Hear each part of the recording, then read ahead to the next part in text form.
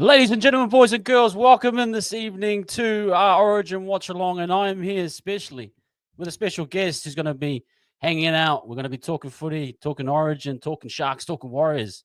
And I want to welcome in Boldo from the ET Stand podcast. Man, how you doing, brother? Mate, I'm doing well. I'm worried that we're streaming to my channel at the same time, and people that are watching the ET Stand have got the Waz Up TV countdown, wondering what's going on. So I just want to put this out there from the start of this video. Levon, I'm offering you a deal to begin the stream. We're going to call it the 2025 Grand Final Alliance, the Warriors and the Sharks, so that we can go to Stadium Australia. We could go there and revisit your favorite all-time match, the 2002 prelim final, and we can right the wrong of the Sharks getting knocked out by the Warriors in the grand final, and we can see our two teams go head-to-head. So let's call it the Alliance, Levon, and we're here tonight to watch the State of Origin and have a bit of fun and get involved in the comments. You guys, you're such a brilliant channel, Levon. You and Ash are so much good fun, and when we started up our channel, a quick story on these guys is the first podcasters from the rugby league community to reach out to us was Levon from Waz Up TV and gave us a whole bunch of encouragement. So glad to be here. Let's get into it. What do you want us to talk about? We got special guests too, Levon. Are you worried? We're excited about that. No, I'm excited, bro. You know, you got to lead us through it, bro. I'm looking forward to meeting part of your team and some people I haven't met, but probably seen online. So it's an action-packed night, guys. But welcoming everyone in the chat. Want to welcome in everyone on the ET Stand podcast, guys. In my chat, these guys are about 50 subscribers away from 1,000, man. Let's help get these guys over. So if you see in the description, I've got the ET Stand podcast. Go there right now. Hit the like and subscribe over there. Get their numbers up and stay there if you want to, because we're multi-streaming. We're going both sides. So, no, man, I can't wait, man. I can't wait to get into this, bro. I'm looking forward to this. This is a good time. Origin's always a good time, man. Origin's always a good time. It's high-quality rugby league. So before we get into high-quality rugby league, I'll just touch on the subject we talk a lot about is AFB. So if you miss an AFB and you want to hear a lot of AFB chat, because he is the top Sharks player right now, you can come along to the ET Stand. And obviously we've got a few others of your favorites there too with, I'd actually say our best three players are really quite, New Zealand players really, with Ronaldo, Britton, Nickera and AFB, wouldn't you really? So there's a nice synergy between the set of fans, and the Waz are certainly everyone's second team. So quick rundown. Why don't I give you a quick rundown on the guests that are joining us in a little bit? Absolutely, please, man. Okay, so we've got Lats from the ET Stand. So he's my regular co-host, or one of the co-hosts on the ET Stand. So he'll be joining us. Then we've got Stormy Daniels from the Melbourne Storm podcast. So he is he's like the Melbourne Storm. He's the Melbourne Storm Ash is what he is. So he'll be joining us to chat through at halftime to give his view. He's like a rugby league encyclopedia. We have Aaron from Westlife podcast, so we're obviously going to ask him about Lachlan Galvin. So we're going to have a good fun time talking to him. And then our last guest is New South Wales Blues superfan Adrian, who is the most passionate New South Wales fan I know. And so he will come on for the last 20 minutes and we'll either be pulling his hair out or having a whole bunch of fun. So let's get into that, shall we, Levon? So yeah, absolutely. What do you love about the Origin, mate? What's this year's shake-up? Why are you pumped? I don't know, man. I just love Origin, bro. I always have, since the 90s when we used to watch it at like 10 o'clock at night. I was a little kid, and I don't know, man. Every year it seems to just generate something. I think it's a little bit quiet this year, personally. Other years I've been more interested, but once the game starts, bro, all the storylines start to generate and stuff. So yeah, that's it for me, man. I'm just pumped. I just like even as a Kiwi, I love it. Yeah, it's just high quality rugby. Have you got a favorite State of Origin moment or team or series? Oh man, you put me on the spot there. Yeah, no. Do you want me to tell you? I can tell you mine if you want me to. Go tell me, man. Tell me. Without a shadow of a doubt, the greatest State of Origin series has to be the 1995 series with Fatty's underdogs. With the Super League war and the fact that team was absolutely ripped to shreds. And the season before the 1994 season was the miracle try with Mark Coyne. Oh, and the coin, yeah. The coin try, right? And so coming out of that season, you're sitting there thinking, well, how could the star-studded Broncos team with Mal Meninga and the miracle try Oh yeah, there he is, 2.0, talking about Atkinson. That's from your crew. Cool. Yeah, welcome. Oh yeah, they're starting to come through. They're starting to come through. Well, g'day 2.0, one of our regular viewers. Get your tips in the chat, gang, as well. Oh, also leave on something that your fans and watchers and viewers, or whatever we want to call them, we have a best comment prize on the ET stand. Yes. And so up until State of Origin 2, we're putting the best comment of every show in a draw to win one of the displayware units. I'll just grab one. Yo, these are gangster. I've seen these. One of these bad boys. Oof. So what you get? So it's a good way of putting up in your bar. You hang it up on the wall, and then you can change the jersey over really easily. And then you can put a new jersey on it. So do you get the jersey and the display thing, or just the display? No, you don't get the jersey. You just get the displayware unit. I can't imagine too many Wars Up TV fans. Come on, man. Wanting assigned. How many? Is there anyone in the Wars? We'll resell. We love to resell. Well, that's just bloody being cheap if you're reselling. Like, come on, mate. Let's just come on, mate. All right, the Blues are in the shed, mate. So what do we got going on here? We got, mate. Yeah, I'm probably a few ticks behind you. Oh, you're a second or two behind me. Here we go. They're bringing out the shield. Here's Jimmy Barnes. Do you even know who Jimmy Barnes is? Bro, I love Jimmy Barnes. Love. Is it Cole Chisel? What's that? Cole Chisel. I love all those 80s rock bands, Aussie rock bands, but don't claim Dragon, please. Don't claim Dragon. That's all I say. Oh, fair enough. Well, what about who else? Russell Crowe, we can claim. Yeah, Rusty. Anyway, here we go. Okay. What do we got? Yeah, Cam Smith and Brad Fittler on the commentary. What about the pre-game? How good's the pre-game in the Origin? Just with the Gus Gould talk through and the Gus. I need those Gus Gould sidelines. I miss those, man. Does he still do? He doesn't do them all the time, though. Eh? I don't know if he does. Does he do them? I don't know. All right, who knows? What's your tip? We better get out. How many minutes have we got till kickoff here? We got 10 minutes. That's a good one right there. Maybe. Oh, there we go. Toilet inspector. So there we go. I've got no countdown as such, man, but just watching the Queensland boys warming up. We got about 10 minutes. 10 minutes, man. Yeah. And we do, of course, play you guys in 2 weeks. Leave on as well. Just going to message you. Yeah, the Sharks. So Mackay Marcus in the comments says, wait, I just realized we played the Sharks in 2 weeks. That's right. On the 7th of June, the Sharkies will play the Warriors at Shark Park on, I believe it's a Saturday night. Is it? I'm not sure if it's 5:30 or 7:30 p.m. Someone in the comments can do that for me. But certainly, that'll be a big match. And the Sharkies, they'll be a formidable outfit. We'll be pumped up to beat your lot. We seem to lift. Yeah. We seem to lift against the top teams, and then I love it. Mate, it'll be lately. Oh yeah, good. Don't Sean Johnson bugger off, you buddy. No. We love the worst one. The worst one I hated was that when you guys were down to 11 men. Remember that? Oh, that was so embarrassing. Yeah, when you guys still won the game. Oh my goodness, bro, that was embarrassing. All right, so who's winning? Leave on. Never been done back to back since what, 98 or something like that, or I don't know. Yeah, I had that in my notes. Suncorp matches be back to back for the Blues. Hasn't been done since 1998. Munster, they didn't play in the last game, eh? I think. No, he didn't. He was injured. Big difference, Munster. I think that just might be enough to get them over. Well, also, I just don't see how Moses can possibly have been picked ahead of Luai. What have we got? Yeah. Off. Daly, bro. I don't rate Daly, eh? I don't rate Daly. Daly. Come on, football IQ. You'd have to take Billy Slater over Daly, wouldn't you? Yeah. Daly gives me Kearney vibes. You know, it's when Kearney came back to the Warriors. It's like, nah, this ain't it. This isn't it, bro. Kearney vibes. That's so harsh. Well, you know what I mean. Like, I don't know. It just doesn't feel right. I would have thought Kearney would have been a vibes, energy, rah. Hey, let's go conquer the world, coach. But maybe not technically. Was he not even that? He was boring, man. He was boring. Yeah, no. I was trying to liken him to Matt Vrabel from the NFL. If you're an NFL fan, leave on. Oh, Vrabel. Yeah, nah. Yeah, no. Just didn't hit he didn't hit the spot for me. I didn't rate him. Yeah, fair enough.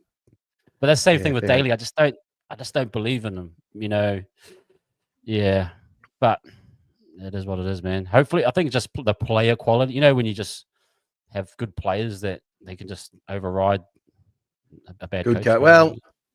Well, this is a comment that we had recently. Was tell me about a coach who's been a crap coach but has a really good team and just wins and then doesn't get regarded as a good coach.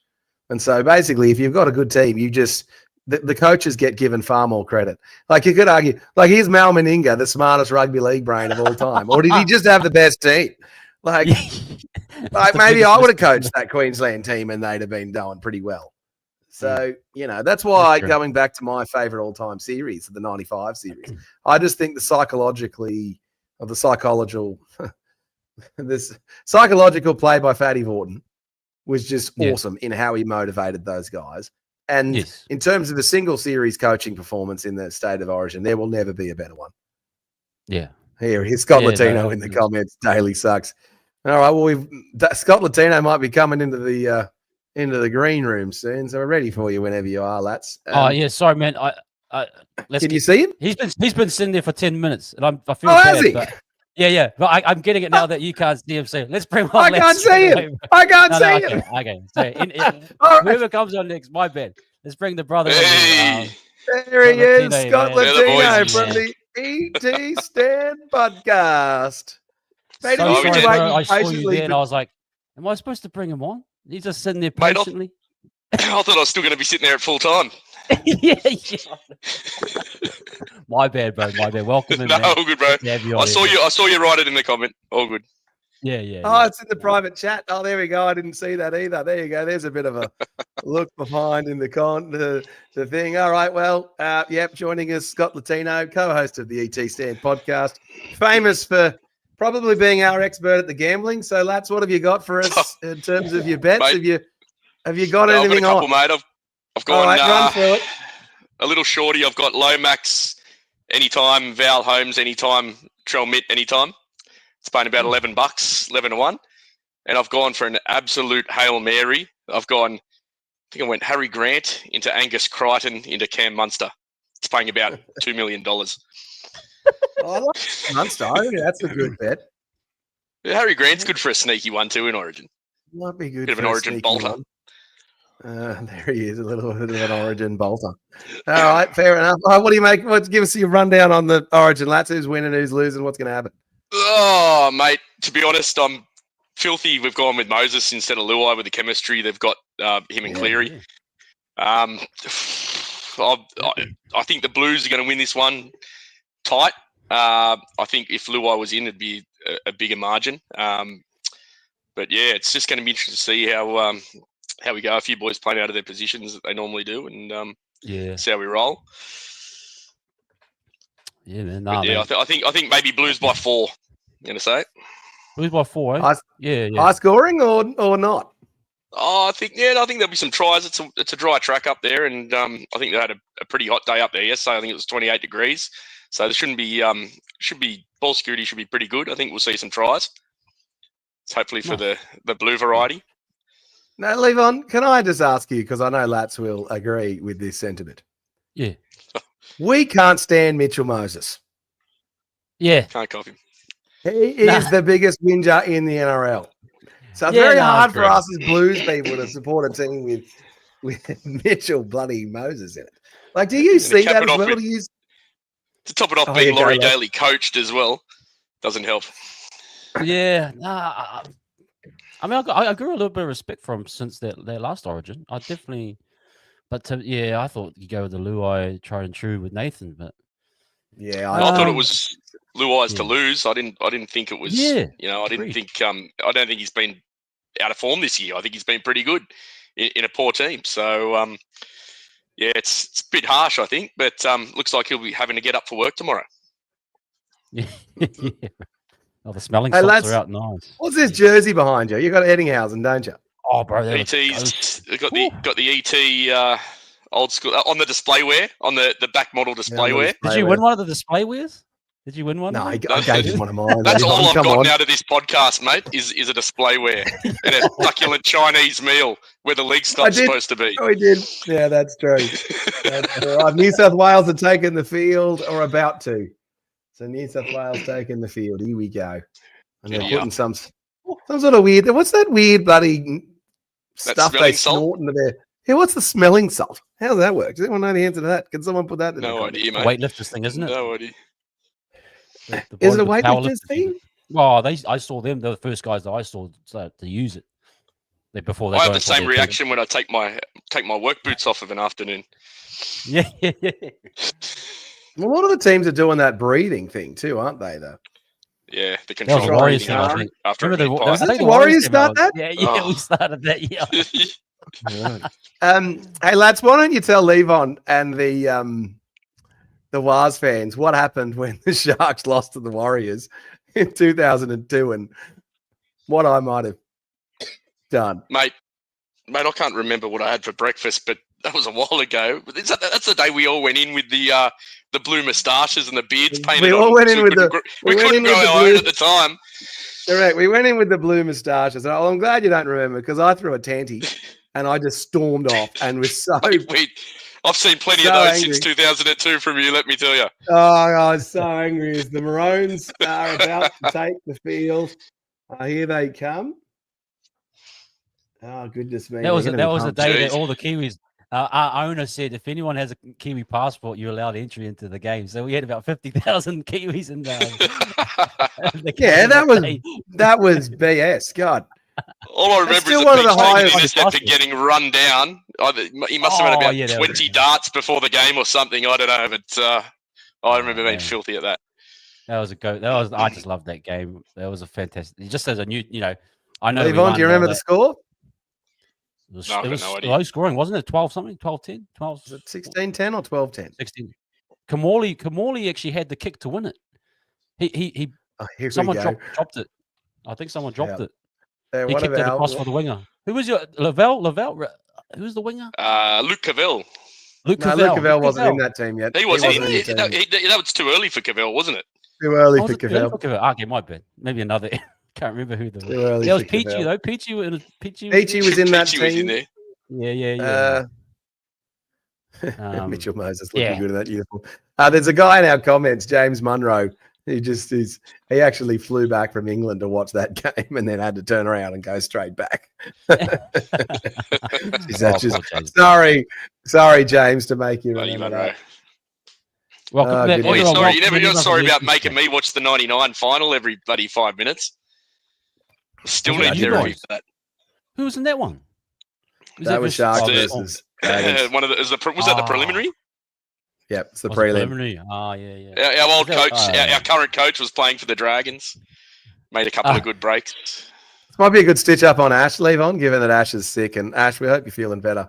Yeah, so we do an episode. We do a video series called The Chronicles where we go and look at past matches. And I'd somehow convinced Latch to rewatch the Dragons Sharks loss when we were the minor premiers 3 times. And he's just got serious PTSD now after having watched that match. So it's a little bit brutal. All right. We got to get out. Levon, we got to get our tips in before this match starts. Okay. Well, I'm going 22-18 Blues. Something like that. All right. First try scorer? First try scorer. Probably one of the wingers. Who's what do we got? Lomax, Coates, Val, Lomax. Toe. No, I'll go Coates. I think Coates. Queensland score first. Yeah. Big aerial from Coates. Yeah, something like that. Yeah. I'm going to pick Queensland's going to win this, fellas. And the reason why Queensland's going to win is because 1, coach factor, 2, the halves combination. So Munster and DCE have played together a lot. This is the first time that Moses and Cleary have played together. And I'm pretty sure they typically play on the same side. They're similar players. Moses is not the premier 5'8" alongside Cleary. It should be Luai. It's a mistake. No team, New South Wales team has won back-to-back matches at Suncorp since 1998. And quite frankly, there's no South Wales Blues don't have a single Shark player in their team, so they can bugger off. and just in saying that with Boldo's tip, he also tipped us to do the Roosters by 40 over the weekend, and we saw how that panned out. So, Queensland's going to win 13 plus. Get the bet on now if you can. Oh, the Mark sing a song, Boldo? Sing the song right now. Why are you so neutral? You're not an Origin guy? No, I'm not. So this is something for you, Levon. Were you born in Melbourne? I support whichever team has the most Sharks players in it. Okay, you're true club man. I'm true club man. So that means I will support New Zealand in the World Cup because there will be more Sharks players playing for New Zealand than there will be Australia. I'll get you a Kiwis Now, if you want to get me a Kiwis jersey, number 5, Mulatalo, or whatever might want to be, then I will gladly. And Britannica are number 11. And let's know this is not an act. We'll take a Luke Metcalf. Yeah. And if you want to do a straight swap, we're good with that. Yeah, you're on a straight swap right now. I can see that. Yeah. We dedicated a whole show last night, Levon, to the 2015, like Harold Matthews and SG Ball. Where are they now? And it was one of our co-hosts, Franco, just basically being annoyed for 45 minutes that we don't have Metcalf anymore. Oh, man. It's unlike Franco to be annoyed. Oh. So Harley, man, look at that logo. That's a solid Sharks logo, isn't it? Harley. The old logos. Nice. Harley's nice. a legend. So Harley 50-20 in the tips. 50-20. Here we go. That's crazy. There you go. Oh, how good. That'll be paying a bit on the tab.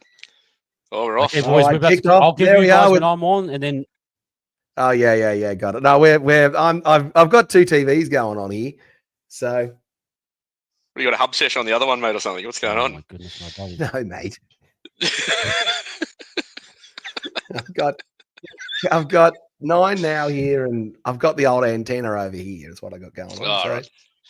Just seems to be working. All right. Goodness me. Geez, the frantic start of these state of origins, really, aren't they? They're just. You don't want to be taking that first hit up, do you?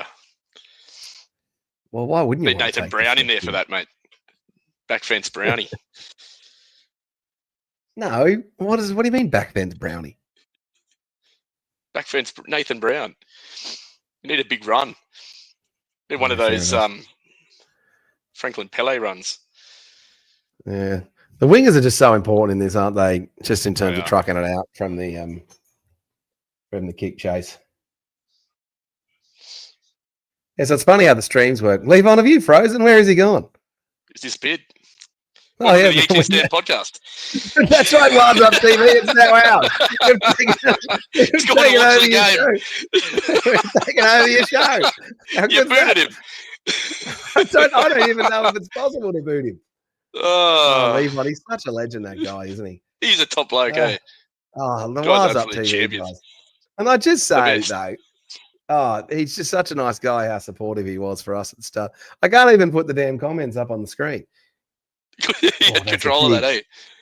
That's a big kick. Yeah, that's a big hit on that. Do you rate they are on for it, Queensland, aren't they? They are on for it. I do rate Payne Haas. I rate him. Look, I rate him at club level.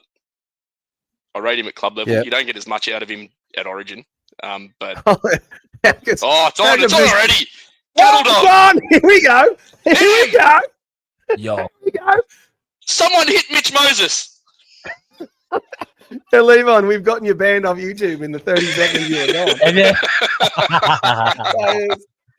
Oh, mate, you guys are all good. Sorry, man, my internet's Kiwi internet, bro. So if I pop in and out, you know what's happening. Just ignore me. As your mate Toilet Inspector said, you'll come back and you'll find out your channel's been blacklisted. Yo. That might be the best comment so far. Penalty New South Wales. Here we go. Attacking set. All right.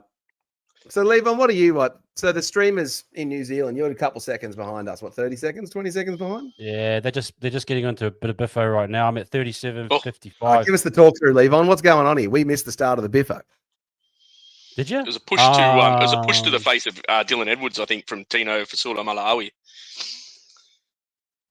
Yeah. Oh, just a bit of a grab by Carrigan. Are you guys there as well? Or you guys might be. Oh yeah, I'm actually just catching up to it now. Okay. So I've got one screen that's got the fight on now. Seemed to be something in the ruck here with Pat Carrigan. Pat Carrigan's a good player, isn't he? I'm quite a bit ahead of you boys. Moses just kicked for touch now. Yeah, right. Okay. Let me just. It was a third man in the tackle with Tino. Oh, it's a bit of face stuff from Carrigan. You just said that, didn't you, lads? I'm just literally repeating. Oh, jeez. Okay. Good kick there, but no good. Oh. Queensland hold them out. Big hit on Val.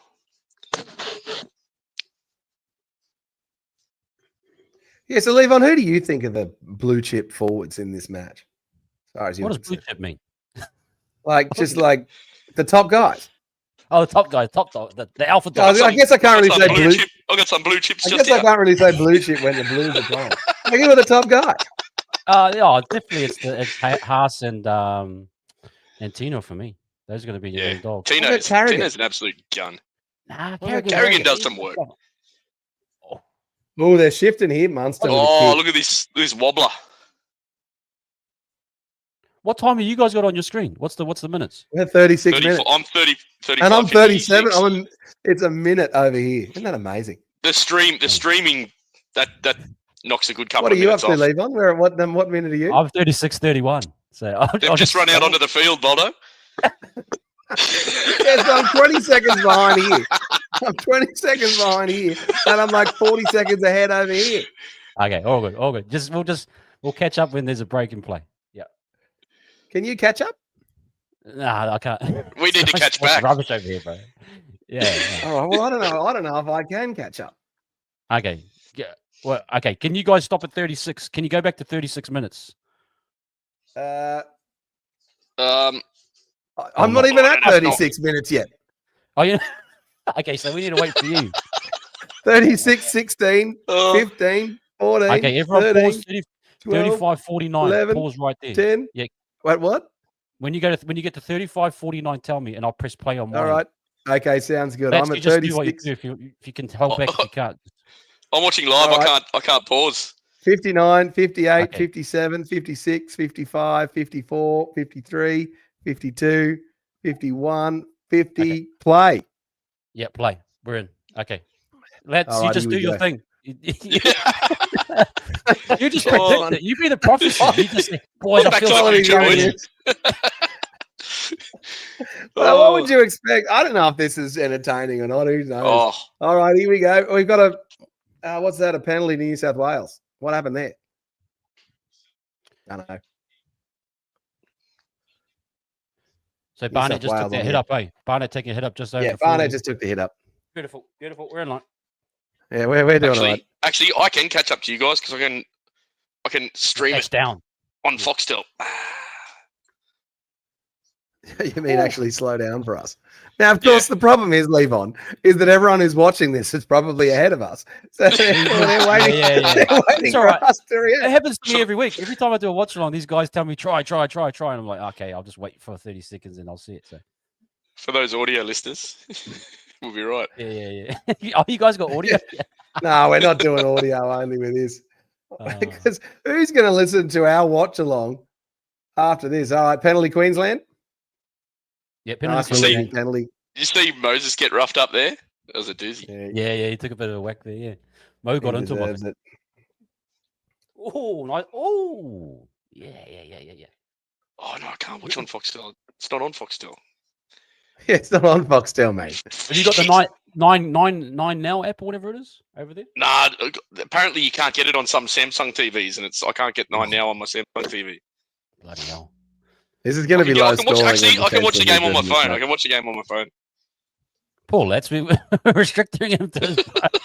I've gone from a 65-inch to a 4-inch screen.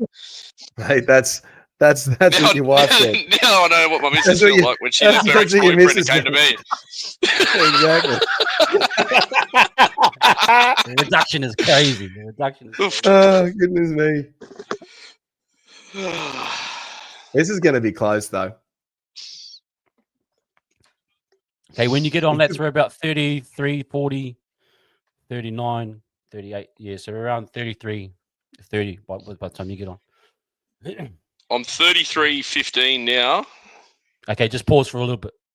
so I'll pause. I'll tell you when we get to 50. I'll count it down to 15. Oh, it doesn't even let me pause. I can stop it. Hang on. So we're Yeah, just stop 33, play. 20, 19, 18. Here we go. Kick from 17, Queensland here. 15, Oh, there we go. 15, Toho takes it. We're going back to the 20. 12, 11. I would be, 10, if I was Queensland, I I would be kicking for Toto as much as I possibly can, especially with what is Coates on his wing. Just at 33 now.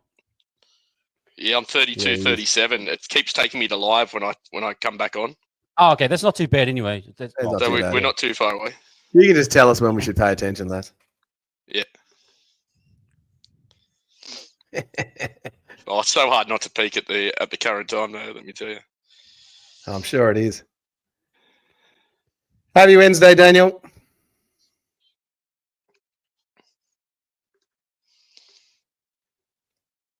So who's the Warriors guys in this for you guys? Mitch Barnett. Just Barnett. Yep. Just Barnett. So where does he rank compared to Haas and Carrigan and these other blue chip forwards? Now that I've taught you a new term, I'd say he's probably down. He's not. I don't think he's like a premier front rower, but he's no AFB, is he? Yeah, he's good for us in terms of he's consistent. We found that he's pretty consistent. Yeah. Mm. But no, I rate his. I'm not double knock on there. Yep. Yeah, Val's normally pretty safe under the high ball. Yeah, Toto on Coates. You got to say that's probably a mistake. On Coates, you got to go for that, don't you? That's like this blue. This is Blues like ball. No, this Blues Coates on Daniel Atkinson. Yeah, no, it's Blues ball. Okay, let's go. I think it's Blues ball. Oh, Tito's bit cut up, bit of a Rocky Balboa there. Got a bit of a Balboa on the head clash with Moses' head. Moses' big head. You got him, and then he gets one back on you. Yeah. Probably bit him, grub. New South Wales scrum base move. Oh, they tried the Sharks. Sharks 2016 grand final play with Barber. I just don't rate Edwards. He's no good compared to Tedesco. Not the way Tedesco's been playing of late. Oh, Mitchell, come on, Klein. Oh, they'll challenge this. They'll challenge this. That's a rake. Surely. Has to be a rake. Yeah, challenge it. Tell me, Levon, how good are the Warriors at challenging? We're a bit better. We used to be pretty bad. Yeah, Do you know the worst player is at challenging? Ronaldo. It's like Ronaldo. 0 and 20 or like some outrageous like bad. He deserved being rubbed out for a week just for his challenges. They were like even if he's right, do not give that guy. No, I agree, man. I agree with Gus's rule. What was Gus's rule? No front rowers and no wingers. No wingers. Yep. Here we go. Klein's blowing the penalty. Taking the 2.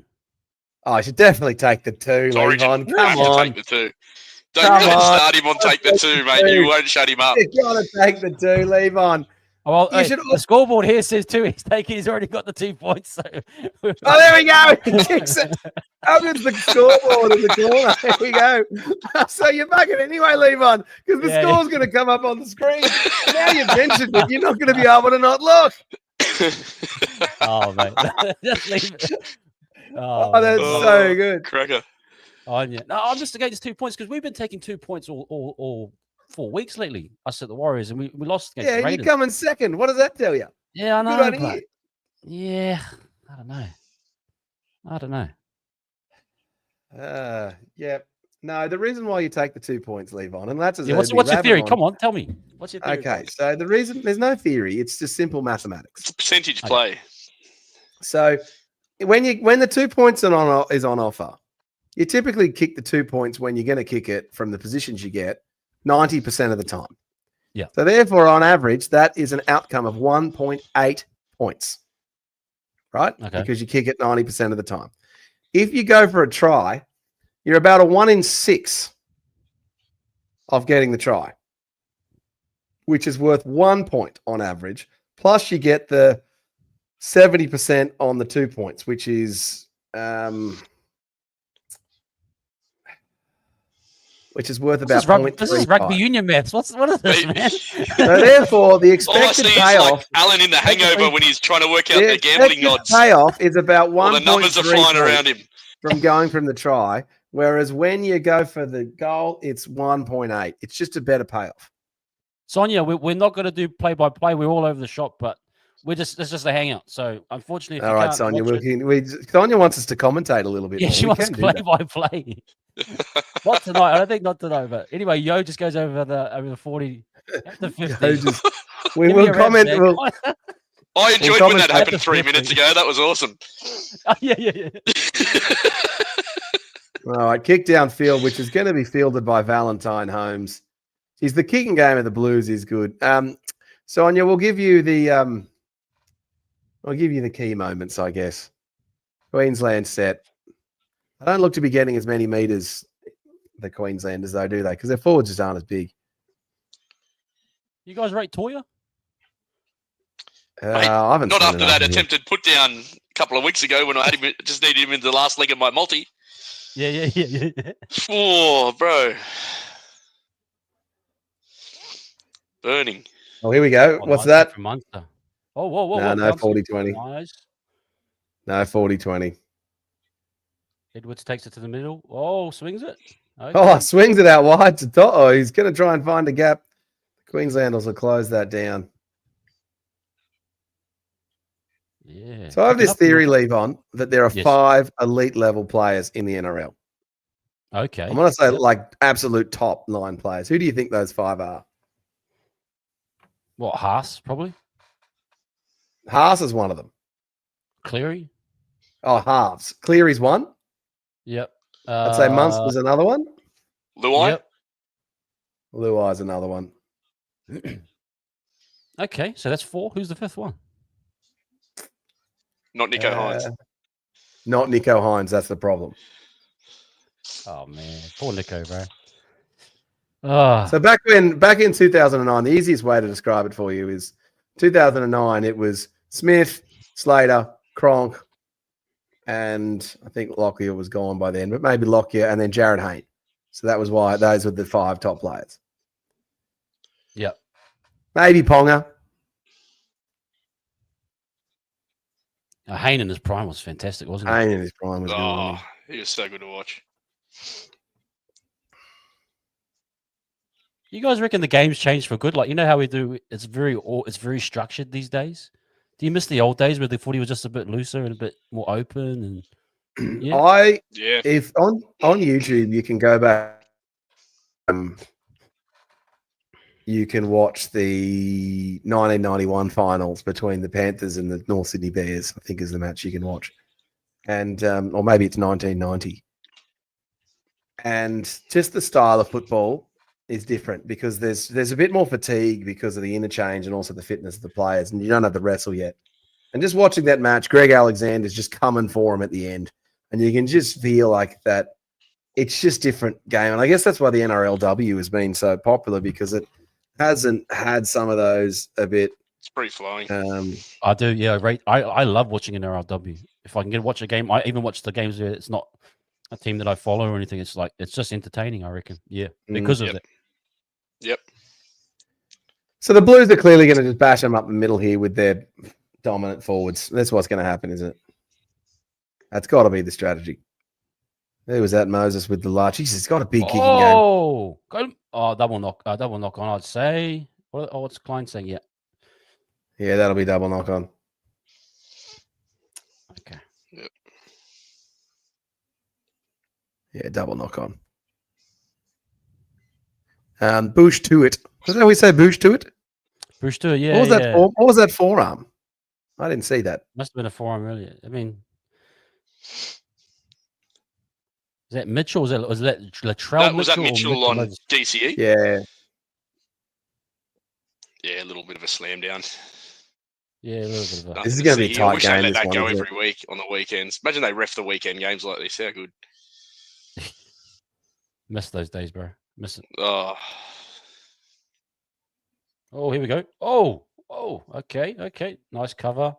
Oh my goodness, Coates is away, just over the 50 on the 40. line break. Line break there, 4th tackle.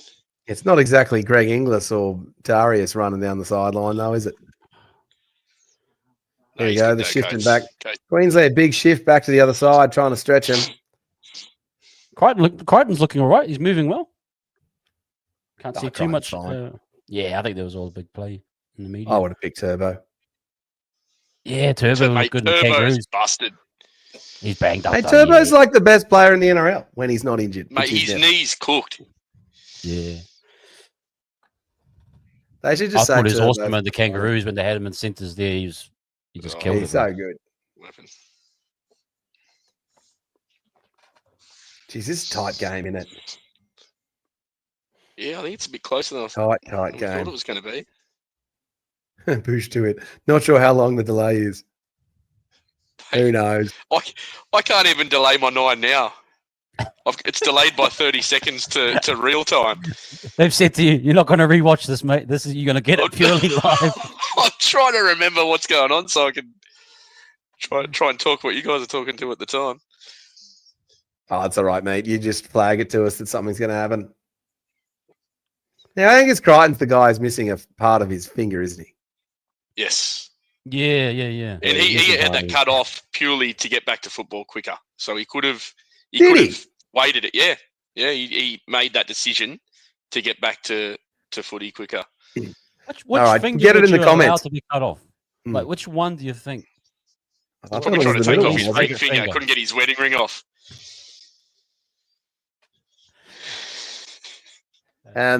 In the comments, what do we make of this game so far? Who's winning? Any change to it, or is it just evenly matched?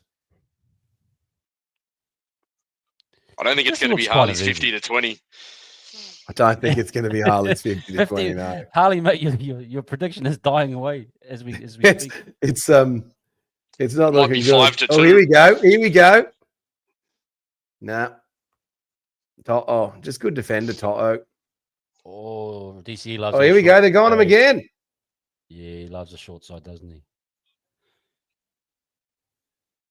Swing it. Bit flat. Queenslanders look more dynamic in attack and a bit more cohesive. Yeah, 100%. I just think Moses and Cleary look a bit confused, mate. Yeah, they're not clicking. Eh? No, Robson looks up, and both of them are dominant playmakers calling for the ball. Like, Well, where does he Robson go looks up and he works out that they're both dickheads. Yeah. One's a whinger. He's not getting the ball. He just goes himself. Levon, you can see why I can't support New South Wales, can't you? You're a pure club man, bro. I really am. You're a pure club I am the man. most club person you I will respect possibly you, bro. I ever respect meet. He's loyal. He's very I loyal. just love the Sharks. I love every Shark. Lion All All Lion, right, come on, Queensland are it's a gay pushing ref. for a. They need some Oh. sort of. Yeah. You guys fans of left-footed kickers on the left side? Like kick. Oh yeah, Wade Graham. Yeah. Yeah, no, I think it definitely helps. He was a pretty underrated player, eh, Graham? I reckon. Here's one for you, Tall, leave just on. tackles trail. Oh, that's good. That is cool. Here's one for you, leave on. I reckon in Yeah. 15 years, 10 years' time, every player in the back line will be able to kick the ball. You know My what I hot was tip. thinking, guys? As a rule, let me know what you think of this. Chip and chase over the top gets you a 6 again. Do you agree with that? What if Out you of get your pull own- it off. out of your own end? Yeah. Yeah, I like that. I just need to see a bit of variety. You know what I mean? Like a bit Yeah. of Yeah, chance the arm a bit and chance the armor, but yeah, bit give you flary. some Yeah, type I of like that. reward. So what do you think? Why do you think that is, Boldo? Just everyone's the going to be kicks? upskilled. Yeah. I just think everyone's going to be upskilled, and I just don't understand why every player just can't kick the ball. Like, why can't Jesse Ramian kick the ball? If you get caught on the last with it, Here we go. This is going to be Queensland ball here in the 20th Yeah. minute with 20 minutes and 30 in. Queensland attacking It's set. targeting tall. They're going to be Oof. dangerous. Oh, mate. see Moses will do something pretty special in defence shortly. Oh, Ponga doesn't look quite as dynamic. Max King's on. Okay. Let's see how he goes. He might be off soon, though. Eh? You might have to make some cap space for No, they're going to dump. dumping. They get- Is it? No. They're going to dump Sexton. Oh my goodness. They're going to Geez, dump Sexton. that's aren't they? low. That's low with Galvin going there. Yeah, you've got your team. You've Galvin's got your not any team good. to number one place on the competition ladder, and you're consistently winning. You're the dominant Oh, that's team in the dog league, act. Yeah, that's and they just harsh. pull someone in, and you lose your spot. That's dirty. That's Yeah, dirty dirty, Gus bro. tactics. I reckon. Is there any chance that Channel 9 stuff was a work? Is there many wrestling What do you think, fans on your channel, WWE? You think Levi? about it, heel, babyface heel? Yes, kind I just think it's a work. I think Oh, the nice screw tackle. job in Montreal was a work, and I reckon that it might have been a work because I reckon they both came out looking good. So Gus is Vince, and Sheamus is Bret Hart. Yeah, correct. Yeah, I like it. Chamis, I thought he looked pretty good, Chamis. That was shit what happened to him when bloody Moses told him, I'm not coming on if he's going to be on there. That's another reason I hate Moses. I like Chamis. I reckon he's good. Yeah, so do I. He calls it as he sees it. Gus didn't like being challenged, though, did he? All right, can we? He just expects everyone to buy his shit. Gus did not like being challenged at all, did he? But it's like when someone challenges the host of the ET Stand podcast. Don't you challenge the host of the ET Stand podcast, mate. I've seen where that ends up. I'll lose my displayware. What was interesting about that incident with Gus Gould? What he did is he used a common tactic, which was to act emotional, and it was a strategic emotional choice. Gus is a pretty calculated dude, and so he let himself get a little bit more frustrated because the story actually becomes Gus Gould arguing with Chammy or Chamis or whatever his name is, rather than the actual story, which is Gus Gould has actually used his position and he's not allowed to communicate with Galvin, but he used his broadcast position as a way of openly broadcasting why he thought he admired Galvin. And why wouldn't Galvin go play for Gus Gould for the Bulldogs who were coming first after the most powerful person in the game that's not the CEO or the chairman says he should come go play for them? And so Gus Gould has completely gone and done that. And the I guess that's the benefit of the dichotomy of the Channel 9 and Fox Sports is that Braith just called it out. Yep. Well, it's tampering in other sports. You can't do that on media. Yeah, technically. Well, Braith, but the thing is that you've got to remember that Fox and Channel 9 are competing with each other. And so Fox are going to hammer Channel 9 when they can. And give them a hard time. Oh, I want to look down at the. I want to have a look down at the. No, don't look down at the score. Don't look at it. All right. Well, I think we've got to set. How good. We got to set a consequence. Snipers is right here. I can see a player revolt. I can see a player revolt at the Bulldogs, and I would love a season derailment. Player revolt. That's gonna be go. All right, so let's follow this out here, so we know. I'm really feeling a Blues try here. I really feel a Blues try. Hang on, let me get on it on Sportsbet. Hold on. I have a feeling. I reckon one of the wingers. I had him first. I think one of the wingers are going to score. So how do the Blues pull this off here? So we're full tackle at the moment. Okay. Oh, yes. Go. Oh, this is quite a good. Oh, this is just going to be a quick play the ball. Nathan, come on, man. Oh, come on, Haas. Oh, offload footy. Couple of basketball passes in there. Rugby. Come on. Let's go. Oh, you got to be kidding. That is go. That was bad from the winger to Queensland then too. Crazy. Why did he go in? There was a nice little dabble special that I got onto. What an idiot! Just here, Boldo, and it was any one of the four wingers to score first try, paying $3.75. Which I thought on the Harvey Norman replay. Oh, Crichton just that little. Oh, mate, that's a great try right there. Oh, bro. Nah, Valentine misread that. There's nothing wrong with Crichton's quad. Yeah, he's perfectly fine. Lomax, bro. Who's kicking tonight? Oh, Cleary was kicking this. Yeah, Cleary. I go Lomax, bro. I rate Lomax kicking better. Eh? I don't know. Especially from wide he's gun. Kicking, bro. He's good, man.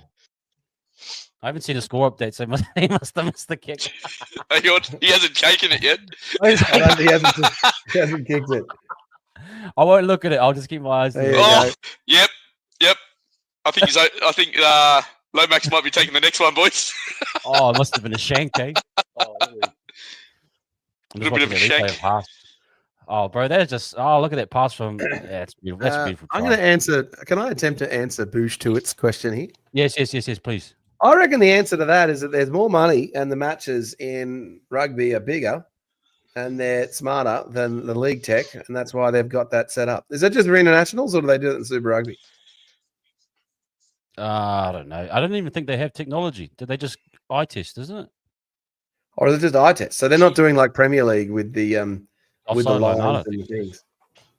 Bro, we would hardly score any tries, bro. Mate, they get the Yeah. geometry set out on the TV. Mate, they just listen to one of my mathematics lessons, don't they, lad? What are your percentage lessons? Yeah, Yeah, 1.8. exactly. It's 1.8 rule. It's the 1.8 rule. You might be okay, Bruce. You might have seen that, Bruce. Yeah. Oh, off the blimmin' post. Holy. And he hits the upright. That one's for you, Chris Kelly. Yeah, get Jeez, Lemon. it's such a high quality game, though, isn't it? Do you have Harvey Norman, Levon, in New Zealand? Yeah, we my have mate Harvey worked Norman. over there in New Zealand for Harvey Norman for a while. We got JB Hi-Fi. What else? Sometimes we don't have the same stuff. Yeah, Harvey Norman's pretty big over here. We got You just Mate, haven't. we don't have. You've only still got dial-up internet though. That's the only problem. Well, yeah, Is he freezing? he's frozen again. He's frozen again. Levon, what a legend. He's frozen again. Just as Latch teases you about having dial-up internet. This is so good. Oh, so entertaining. Hello, Cap. Am I still there? Oh, no, I must have left. Oh, mate, you still okay. hear the screen? Well, we noticed. Well, we Am I still worked there? out I'm you were still here. going to. Okay. My game. We worked out you were going to disappear before you did because we had the 6-0. We're like, oh yeah, you're gone. Oh, the New Zealand, bro. We're crazy over here, bro. We didn't even get a blimmin' scoreboard on Sky Sports for about 50 minutes of the Warriors game. So that's how bad we are over here. I just think. Wow. Hey, Levon. We had. I don't know what the score. Didn't know what the tackle was. Yeah. I am currently thinking of who I clearly think is New Zealand's best footballer. And think about the choice of words there carefully. Who do you think I think is New Zealand's out-and-out best footballer right now? Well, New Zealand or New Zealand's best footballer. Football. Okay. Who do you think Chris I Wood, think obviously. is New Zealand? It's Chris Wood, baby. Yeah. Chris Wood. How good is he? Yeah, I love Chris, bro. I love him. What's this knock on here? Oh, sorry. I had to reload my Sky, so I'm probably in a different spot. Might be... Okay. So I'm watching the second half just now, mate. So that's all right. I'm at 12:24. Oh, you're not far off me. I'm 11:40, bro. You got quicker. Okay, I'll just stay here. I'm just gonna stay here. For a I'm at 12:45 or something over here, and Channel 9 Live is 11:28 right now. Yeah, that's what I'm up to. I'll stay here. I can't be bothered changing. I'll just watch what I. Just follow it along. Follow it along. Oh, Ange Temple. Oh my God. Got the answer, Chris. Oh. All right. So in the lead up to this play, let's just chat through this here, Lats. Levon. Latrell Mitchell. Silky touch. Hasn't even updated on Levon's score yet. It has now. Okay. I'm getting there, boys. I'm getting there. Scrum move.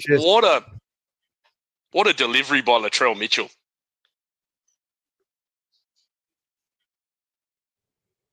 The no look. Yeah, that was Calico-esque. Oh my goodness! He didn't even have to dive like that, did he? I know. He just wanted to add that one. He just wanted to add a bit of embellishment on that. How did he get that out of the hands, bro? That is talent. That is talent, right? The no look, silky move, right on the chest. Toilet inspector. That's my score prediction. Everything down that toilet. His heart just tried to jump out of his chest. That's why they pay centers to do that, eh? Grab it, swing it. That's Jeez, Coates was pulling a Ronaldo Molitalo right there. He was right in off his wing. The thing is with the centers is that their defense isn't called upon that often, but their one-on-one defense is just so important because if they make an error, there's no one to help them. And similarly, in attack, they can just be absolutely critical to setting up the tries.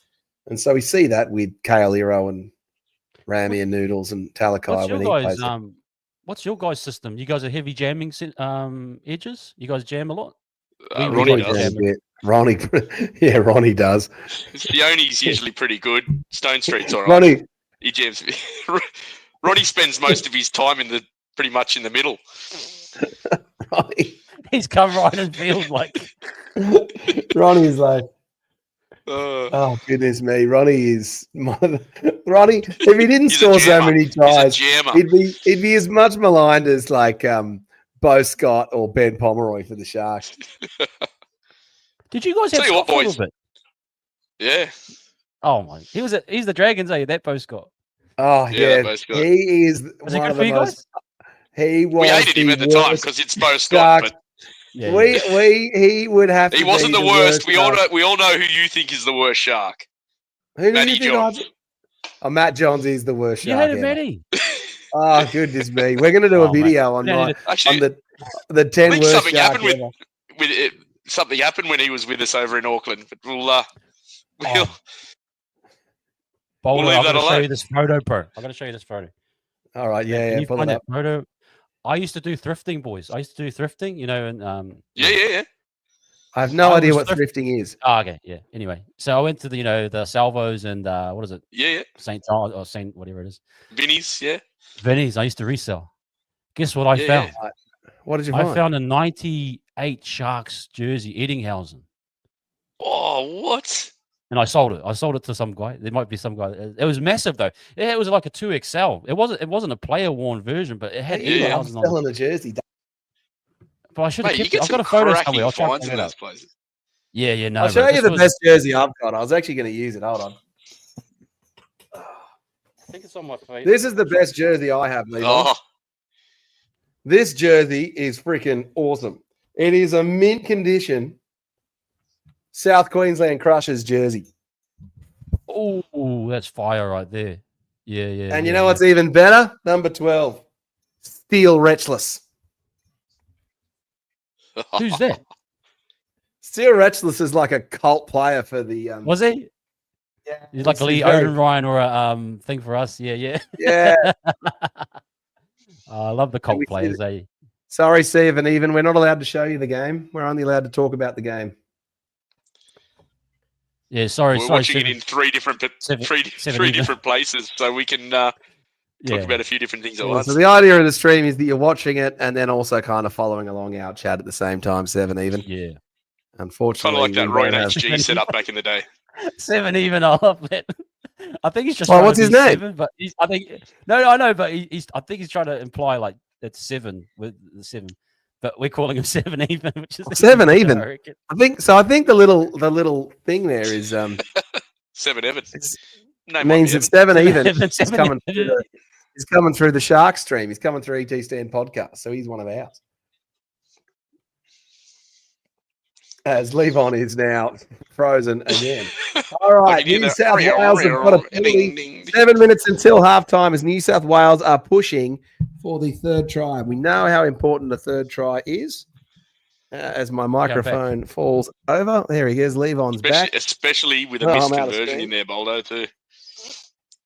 Well, for those that don't know, the third try scorer in rugby league actually wins 75% of the time. And the reason why is that another mathematical lesson from Boldo.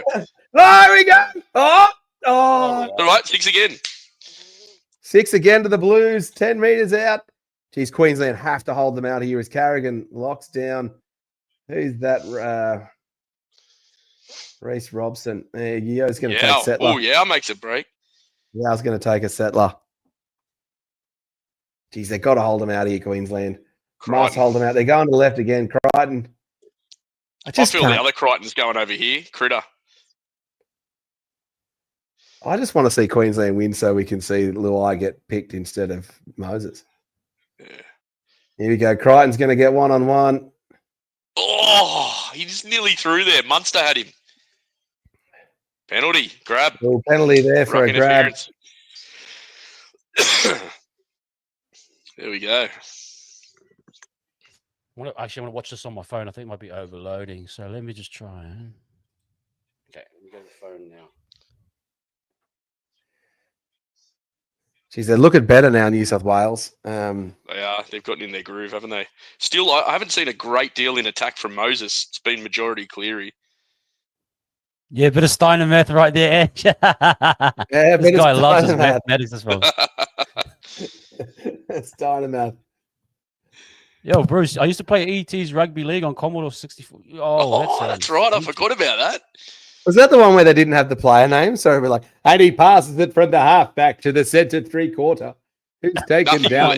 Nothing will ever trump Lomu's rugby on the PlayStation. Oh, how good was John Lomu's rugby? Nothing will ever. Robinbrook. Zinzanbrook. Chris Kelly and I, we moved out together. We were 18 at the time, and we had this place. We converted the garage. We laid it with AstroTurf and converted it into Lomu's lounge. We had a bar in there. It was bloody amazing. It was the best. Tell me, Levi. Boldo would come and cheat the whole frigging time. If you're playing John Lomu's rugby and I'm playing against you. No, you can't do it, Boldo. No. And I'm playing against you and I'm up 15-12. Yeah. Right? And you've got the ball and you're attacking, but then I get the ball and it's after full time. Am I allowed to throw it out or kick it out and end the match? No soft Or is that there is no soft or is that considered against the spirit of the game in John Lomu's rugby? Yeah, it's against the spirit of the game, bro. Yeah. There you go. Yeah. You're right, There you Tanya. The Blues outside backs are bloody quick. The centers are just too good for them, I think you'll find. Harry Grant's looking a bit bashed around. A few cuts and... Yeah, they're looking banged up, aren't they? Yeah. Now, joining us at halftime should be Stormy Daniel. I take it he's not in the green room yet, Levon. No, I haven't seen Stormy come through yet.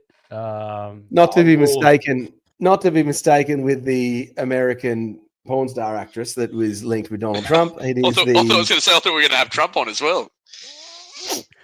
All right, here we go. Jeez, this is just what? Let's going to hang Spencer around. Lenu.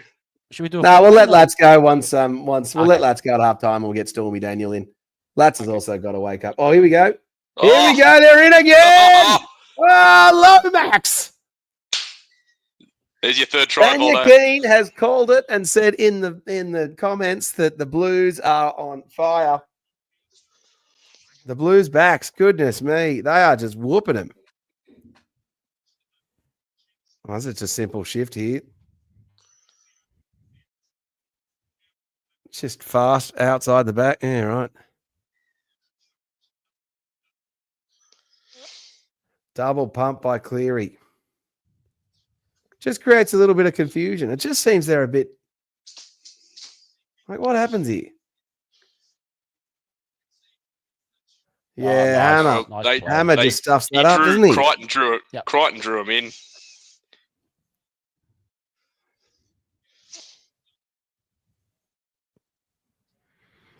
Oh, well. Oh, this is beautiful, man. This is beautiful. I love it. I'm loving it. No, Origin works if Queensland wins, mate. Bro, second Origin, I'm absolutely burning. It's me and my misso's 15-year wedding anniversary on the night of bloody the second Origin. Yeah. It's 25 years together on the day as well. Have lunch. Do a lunch. I told her I'll take her out to a succulent Chinese meal on Thursday. So where are you going? Where are you going for lunch down in Melbourne? Meal? Oh, I love it. Where are you taking? Yeah, man. Case out for lunch. I don't know, mate. Depends how she treats me from now until then. Why do they keep showing the most points thing? Oh, because Nathan Cleary's fifth on the list. He's like miles away from. He's barely played. Mate, Lomax should be kicking. That's all I know. Yeah, Lomax should be kicking. Come on, man. Missed two from the same Queensland. Spot. Queensland done. Where's Ash now? Levon, huh? Ash? That's why he didn't turn up. Because he knew that his team was going to get pumped. He knew that his team was... And can I just say, as a lifelong New South Wales supporter, This is just so good to see the Blues doing so well in this match. Like, how good are the Blues? Like, how can you not believe in Nathan Cleary and Mitchell Moses? He's just such a popular player. George Todd didn't know Luke was in. That might be Metcalf he's talking about. Oh, that is a shank if I ever saw one. That's like those. Worse. Those Is Metcalf a bad kick-up, Levon? Does he miss a lot of kicks? Yeah, not from halfway, he's not. Well, yeah, not from halfway. Yeah, that's the most important one. No, he has been kissing. He's been kissing a lot. Yeah. No, he's been kicking like the ones from the tram lines, kind of that spot. Misses them. Yeah, I know the tram lines. Which is always that dead zone type kick, but yeah, he misses it consistently. Yeah. I think.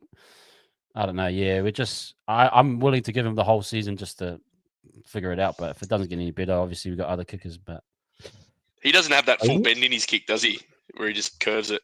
No, I don't think there's much curve actually. He's more of a straight kicker. Yeah. You guys must have been worried when Sean Johnson left, and then suddenly you're like a gun team without Sean Johnson. How does that even happen? Such a good player. It's a system thing. Yeah, I think obviously Webby's developed them pretty well, but I think we're just better defensively this year. That's what I'm thinking. The defense is like our attack's pretty good, but we play low scoring. Like that's where, if we're going to play you guys pretty high scoring, eh? You guys score a bit. We're not. The attack's not as good as it was under John Morris. Yeah, Morris not as good as it was. The brains behind it, eh? Yeah, it's not as good as it was, but it's okay. Why do you think Morris hasn't gotten a job yet? He's one of those coaches I'd give a because he should have kept that job. You reckon he should have kept it over Fitzgibbon? Did you guys? Well, we've had a bit of debate about this on the pod. I'm on team John Morris, mate. But I've met Fitzy in Las Vegas. He did convince me, and I have switched and think he's a solid coach. But I thought Morris was a bit hardly done by, and I don't think Fitzy's that much better than Morris. It's. I reckon John Morris will be one of those like type Serraldos probably in a few years' time. Yeah, you just want to get a good club, I'd say. I just can't see him getting another team. John Morris he's actually a studied coach, so he's gone and done the coaching degree prior to coaching. So he did that in his final years of playing, and Cleary should be seen he's here. not as much of a natural coach, I guess, but he got us to finals. So. Oh, here we go! Oh! Tackled in the air. Is that a penalty try? I reckon Cleary should have been sin bin for holding him down with 15 seconds to go, as we saw in that Sharks match. This could be a penalty try here.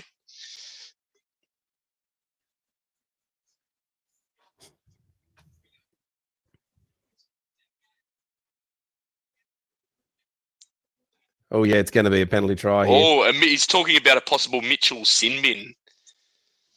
Okay, let me see this. Because he catches the ball. He's hooked onto him. He's hooked onto him and dragged him down.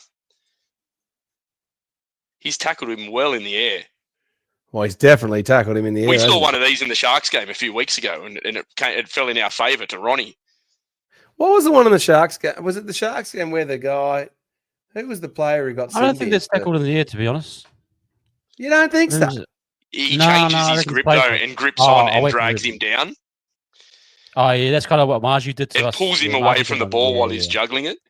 Let me just have a quick look. Yeah, Tor's going to get targeted later on, I reckon. Let me just have a look at this. Jeez, this is a big try, this one. How can you say he was going to catch it, though? Like, well, the thing is, if they don't give penalty try, then it's a sin bin. Professional foul, I think. That's what Marju did. I think Marju did something. So, yeah, I can't see what you're saying. No try, professional foul, so it's a sin bin. It's good even things up a bit in the second half. You kick the goal. You take the two? even though it's from the do in this situation. You got 0 time on the clock. Yeah.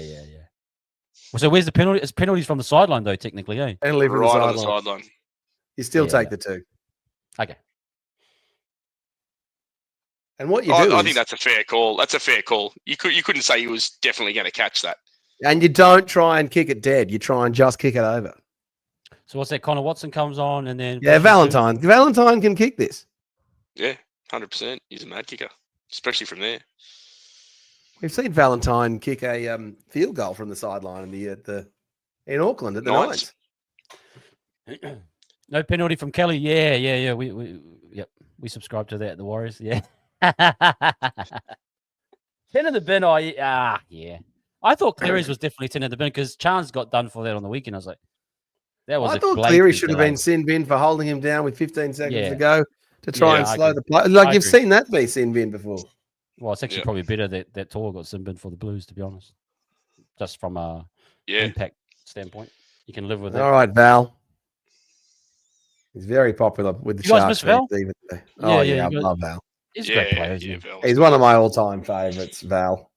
I was going to ask you guys, like, who's the top? Oh, there you go. 14-2. So it's only a two-scoring game. 10 in the bin. Sharks players. Who's the top 5 all time? Well, Steve Rogers is obviously the best player that the Sharks have had. Yeah.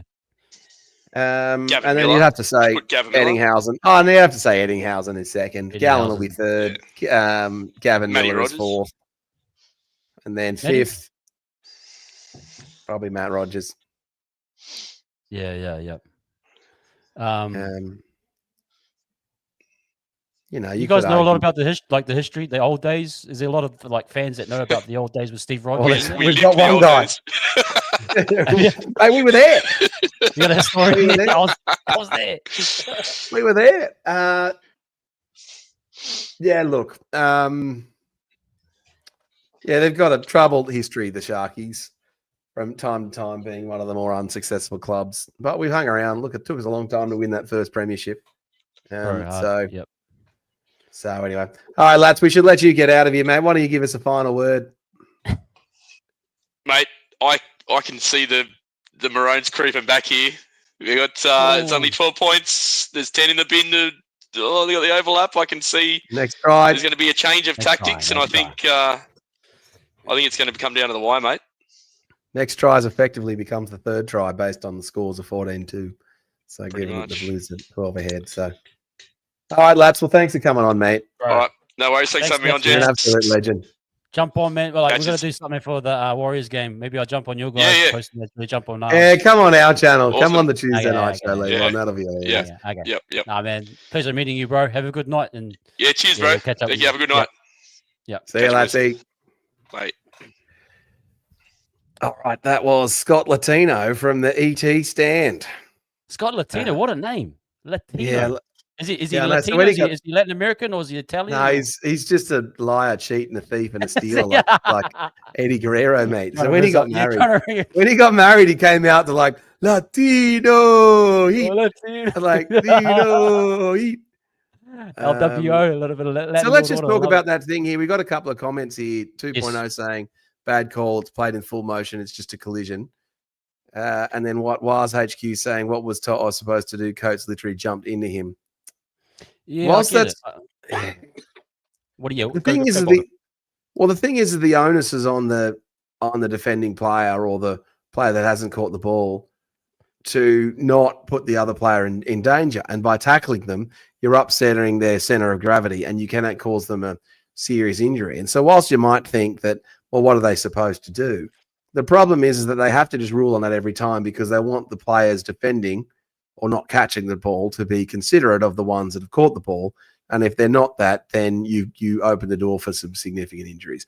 And that's why they play it the way that they do. It has to be a sin bin. He was in the motion of scoring a try. The fact of the matter is that if there's no To'o there, Coates catches that and scores, doesn't he? So are you saying that if To'o goes up, bounces off, but releases the hands, so he's contesting, but he just loses the positioning, that it's fine? But it's the fact that he's gone and grabbed. He's grabbed him and he's pulled him around. Yeah. So easy. So William's saying easy solve. Latrell, you reckon Latrell goes to the wing? How do they do? How will they do this? You put Latrell on the wing for the last tackle or 9 minutes. Yeah. Or for now. I guess what are they going to do now? Yeah, they'll just move Crichton or someone to the centers and just play Latrell on the wing, and they'll sort that out. What they'll do. is what they'll do, I think. Mate, your mate Latino Heat, bro. He's a good guy, man. It was fun. Yeah, he's I good, wanted isn't to he? say, he's a good guy, man. He's a Next good guy. time, Yeah, but next then time, yeah. the problem is we're not opening the door, so now we're waiting for Stormy Daniels to turn up. So Yeah, we're gonna wait for Stormy. So now we're waiting for Stormy. So exactly. You're West Stone Street. Stone Where's Street's Stone killing Street? it. Stone You guys play Street's Super Coach over at ET stand? No, we don't super coach. I do too much Premier League super coach and buddy. Oh, you do fantasy? NFL super coach. Yeah, I do too much fantasy stuff. No, get me in your fantasy group next year, man. I'm keen to do some Premier League. What, NFL? I do the football. I could do NFL. I'll try and play it. Yeah, you're just who's your NFL team? Who's your NFL? So you're going to love this, Levon. So man. My Premier League team is Nottingham Forest and my rugby league team is the Cronulla Sharks. So I've made a significant, serious life choice to just not have an NFL team because I just always pick crap teams, right? And I just can't put myself through it again, right? Like, yeah, just can't do it again. All right. Mitch Barnett, 8 for Origin, did more than Payne Haas. Let's go check out the stats here on that, shall we? Yeah, bring the stats up, bro, if you can. Yeah, let's go check that out. Yeah, Chris Woods, man, that's from fire. Yeah, that's great to bro. I respect you that you're a Nottingham Forest fan.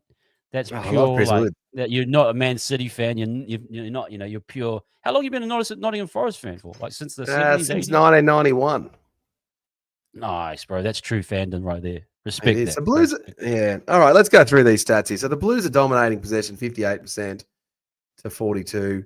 High completion rate as you'd expect in State of Origin. But let's just go do that comparison of what was it, Payne Haas to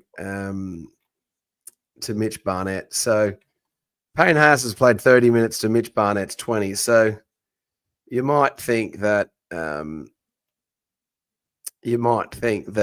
Payne Haas has done a little bit more, but in terms of what is it? Where's the run meters here? Who do you reckon's ahead in terms of run meters? Payne Haas? I'd say Payne. He looked like he was a bit more active, or maybe Mitch. Payne Haas, quick. Payne Haas, 3.38 seconds average play the ball speed is particularly high, though.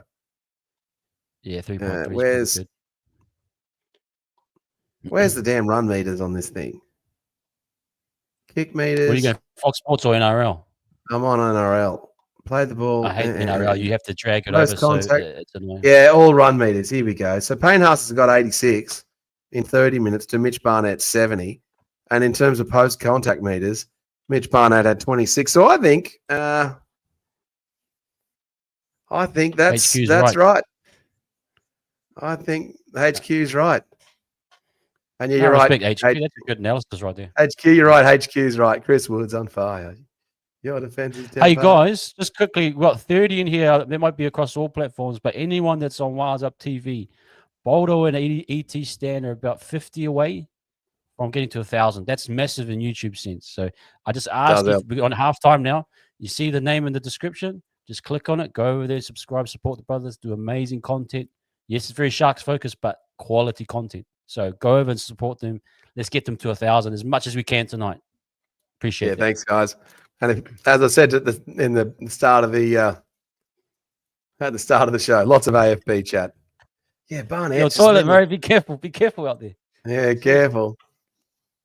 I guess you guys are going to be very beautiful. That's cool, HQ. And here we go. We have our man Stormy Daniel coming through, and welcome in, my friend. G'day, mate. How are you? Good, thank you, man. Welcome. Great to see you here, man. And yeah, what do you make of the shit? What do you make of the game so far, mate?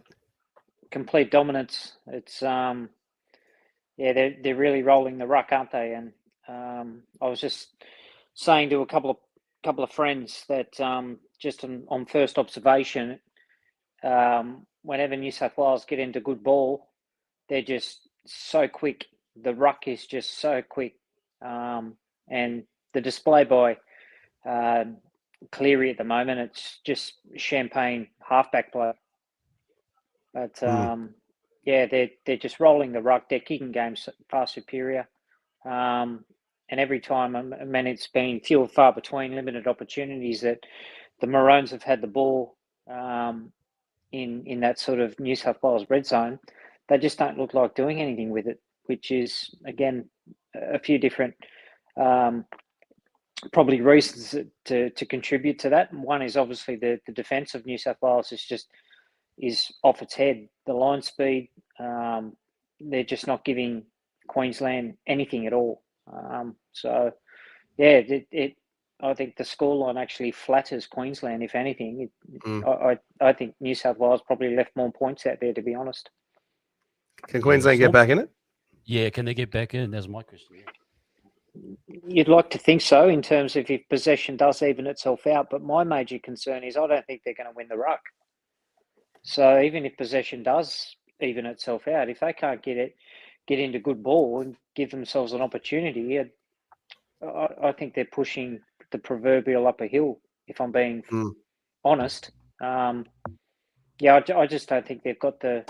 I don't think they've got the strike, and I don't think they've got the power game in the middle to go with New South Wales, which is really setting the Blues up. We saw that with Payne Haas's quick play the ball speed. Absolutely. And then Mitch Barnett is just getting at him as well. And I guess you've got to think, well, just the high profile nature of the Blues forwards, maybe in the pre-match has been undercooked. Haas, Martin, Crichton, Yo, Barnett, these are pretty, Spencer Leniu, these are pretty good damn forwards. And they are, yeah. And that's the thing. The impact off the bench that someone like Leniu provides with his leg speed, very, very hard to contain, especially when you've already had that sort of ascendancy already going through the middle third. And then he comes on and keeps them rolling through the ruck. It's very, very hard to contain. Yeah. What can you tell us about Trent Loiero? Toiler. That's probably the best way to describe him. He's a workhorse. Gets through a ton of work, takes those ugly carries that no one wants to take, and does a lot of the clean-up work in the middle. So he's not out there to be pretty. He's there to be doing all the clean-up work that potentially a few of his teammates aren't doing. So he's not really going to have an impact per se on the actual game from a line break perspective or a lot of post-contact meters, etc. But he's that sort of that vital cog that's going to try and hold the middle together. Yeah, nice. Stormy, are you concerned with like? I mean, it's quite evident. You probably this seems as though it's like a carry on from last year a little bit. Are you concerned that the Blues are building something here that can be sustainable through a series, or do you think this will balance out in some way? Yeah, no.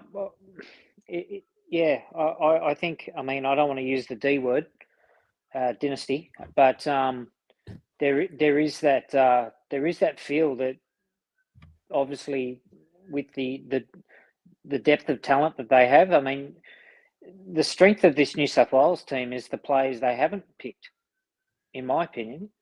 Yeah, true. And I think the loss of Gilbert that hasn't been there for a while. Tommy Gilbert, Flegler. They're two forwards that I think are very, very underrated and potentially a lot of people have forgotten about them. And they were pivotal. They were pivotal in that 2023 series for Queensland, albeit Gilbert only played that game one, but Flegler is that sort of that alpha in the middle that really goes after it. You know what I mean? He's that silent assassin, and I think they've really missed that sort of that aggressor. And I just don't think they've got the depth, not only in the forwards, but they're a bit thin out wide as well. Well, they had to pick the Roosters centre, didn't they? That's what I mean. Yeah, that's a bit of a desperation move. Yeah, like if I put my Storm hat on, if Jack Howarth hadn't dislocated his shoulder, I think he definitely would have been one of the centres. Yeah, good point. So I mean, like, would have Toya been picked if Howard was available? I don't know.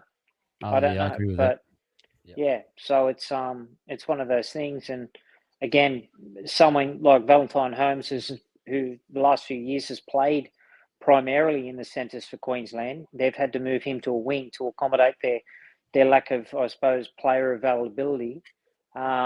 I actually personally like him on the wing. I think he's a world-class winger in the representative environment and arena. So I'm not too miffed or concerned with him on the wing. But He looks a bit out of practice, though, Stormy. He does. Absolutely, he does. He looks out of practice. Like one of those tries, it looked like he had a bad read on what was it? I think it was the second try, I think. Boldo, just so you know, Aaron is in the back room. I'm not sure. All right, sweet. Yep. We've got Stormy for halftime, and then we'll get poor Aaron from Westlife podcast. Stormy, he's got to deal with us asking him about Lachlan Galvin in a minute. Poor bugger. But I know that he's going to ask me about how the thing did. All right, Stormy. So, well, thanks for jumping on. Yeah, what's your take? Can Queensland get back in this, or is the series done? Series done. Let's just focus on this game. I love it. Well, surely if Queensland lose in Suncorp, they're not winning 2 games away from home.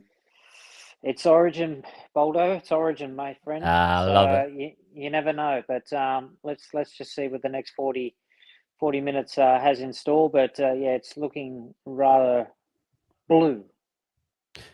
Stormy, can I just ask you, man? Yes, before you mate. shoot, where's your socials, bro? We're a Warriors channel here at Wise Up TV, but I know a lot of our fans support other channels. Can you just share a little bit of your socials so we can all track and go follow? Yep. Yeah, no problem. For all those Wise fans that are Storm fans down in Melbourne, that when they turn up to Amy Park, they take off their Melbourne jerseys and put on their New Zealand jerseys. They can find me at Stormcast_podcast on Instagram, Stormcast Pod on X or Twitter, and Stormcast Podcast on Facebook. So right across the social platforms there. And beautiful, brother. Stormcast available on Spotify and Apple Podcasts. Cool, man. And I'll just say, get you on at the Warriors. Daniel, Levon, Stormy is an incredibly knowledgeable rugby league man. Bro, I can hear it. I can hear it straight away. He can go deep on like 1980s North Sydney Bears. Stormy can. He's pretty good. He certainly knows his stuff and his tactics. So, mate, thanks for coming on, and I hope your dad's feeling better too, buddy. Thank you very much, mate. It's good to see you, and thanks for jumping on. And I do appreciate your Maroons hoodie as well. How good is it? How good is it? All right, mate. We'll let you go. Enjoy the second half. Enjoy, bro. Thank you, man. Thanks, Stormy. Appreciate it. Not a problem. Thank you. All right. See you, mate. Bye. Oh, he's a welcome legend, in, man. Let's be getting Aaron straight in. Let's get Aaron straight in. He's been sitting in there, man. Let's get him in. Aaron from West Tigers Life podcast. How are you, mate? Yeah, good, mate. Thanks for inviting me on. Happy to be here. Looking forward to a bit of a chat and hopefully some more Blues points, eh? Oh, yeah. What do you make of the game? Yeah, interesting start. Both teams I thought were a little bit sloppy at first. New South Wales in particular. Queensland made a couple of silly decisions in the very few attacking opportunities they got. But once New South Wales started to finally gel a little bit and get their groove on, they looked pretty good. And I mean, the only thing stopping them from being 20-2 at this point is Nathan Cleary's boot, which isn't something you'd normally say. Lomax should be kicking, shouldn't he? I mean, they've got 5 options, don't they? Lomax, Moses, Cleary, Crichton, Mitchell. Guys, I'm just at 38-22, but you guys say where you are. We're a little bit ahead. Aaron, are you watching Channel 9 live coverage, or what are you on? I've got 9 now, so I'm 38-26. So I think I'm in line with. You would Levon. Yeah, Levon. Yep. Yeah, nice. Now, Aaron, we've got to ask you, mate. Why wasn't Luai picked? I don't understand. Well, Luai is out of the 3 potential Tigers selections. I think Luai is the most understandable one, considering he hasn't been in as great form. But you know, he is one of the incumbents. I thought he could be given an opportunity. Better than coming last. and the Eels are like they second still last. have Cleary. They still have Cleary. Yeah, it's an interesting one. Let's also just be clear: the Tigers were last season, and now they're top 8 relevant because of Luai. How can he be say he's in bad form? I mean, you know, I'm the king. I love Luai. At the moment, Luai has been better for us off the field than he has on it. I think the culture shift is what he's brought to the club the most. While he doesn't have the on-field stats so far this season, what he and Taruva in particular. Oh, here we go. May as well. Oh, What they've all yeah, brought right. into the club has been culturally relevant, like the massive culture shift, and I think that's where his value has been so far. Would like to see a little bit more on field from him, hopefully. But he's still got 4.5 years left on his contract. Plenty of time. Yeah, guys, go and subscribe to West Tigers Life, man. I seen you guys. I hadn't met you, Aaron, man, but it's a pleasure to meet you. But I've seen you guys on YouTube, man. You guys doing wonderful stuff there as well. So, guys, go and subscribe to the brothers. Give them some follows as well. Tell me, Aaron, how's Rob going? How's Rob going? He's going pretty good. Is he excited and starting to believe, or does he still think your team's down in the dumps? For the finals this year, I think he's lost a little bit of the faith that he had earlier in the season. Our big losses back to back against the Storm and the Rabbits there, I think, have made him temper his excitement a little bit. Yeah, right. And the win against the Sharks. Oh no, he's on the New Zealand Wi-Fi. Is it? Oh, he's on the New Zealand. Aaron's on the New Zealand Wi-Fi.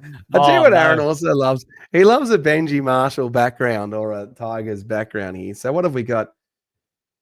So the Queensland have got back, and with that kick, they've retained possession through a double knock on. So Queensland, they just got to score this set, Levon. They've got to score to get back. They don't have to. Oh no, they've got to. They just had so much sustained pressure. Oh, New South Wales! Oh, how good is that defense? New South Wales have carried out Valentine Holmes. I think it is over the touchline. Following the scrum. Aaron's gone, bro. He's on that Kiwi Wi-Fi. He's gone. Oh, good. Oh, when he comes back in. Mate, he had his moment. I always tease the West Tigers guys leave on about finally being relevant in the NRL. I'm like, it's so good for you guys to be relevant. Yeah. This is a lot of fun just having all the different people from the different channels on, isn't it, Levon? Oh, it's fantastic, bro. It's great. It's so good. Here's Aaron. Here's the man himself. He got bundled Kiwi Wi-Fi. Gotta love the dodgy connection. Yeah, mate, you just got. Oh! Boldo, calm down, man. I'm not seeing it. I'm not seeing it. All right, well, you're going to see it in the right-hand corner in a second. Come on. All right, I'll talk you through it. My microphone falls over here. Oh, crap. How about that? Queensland have hit back. Xavier Coates with the try. What happens here? I've only just seen Queensland get dragged into touch.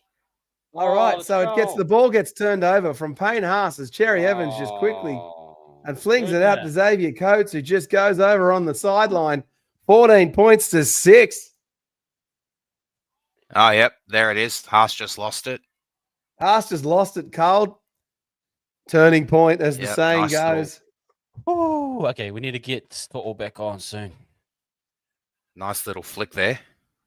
Yeah, there's a good pass. Geez, that was fortunate, wasn't it? That's the sort of thing. That's the sort of try the Sharks give up. I bet you're going to say, hey, the Tigers do that too.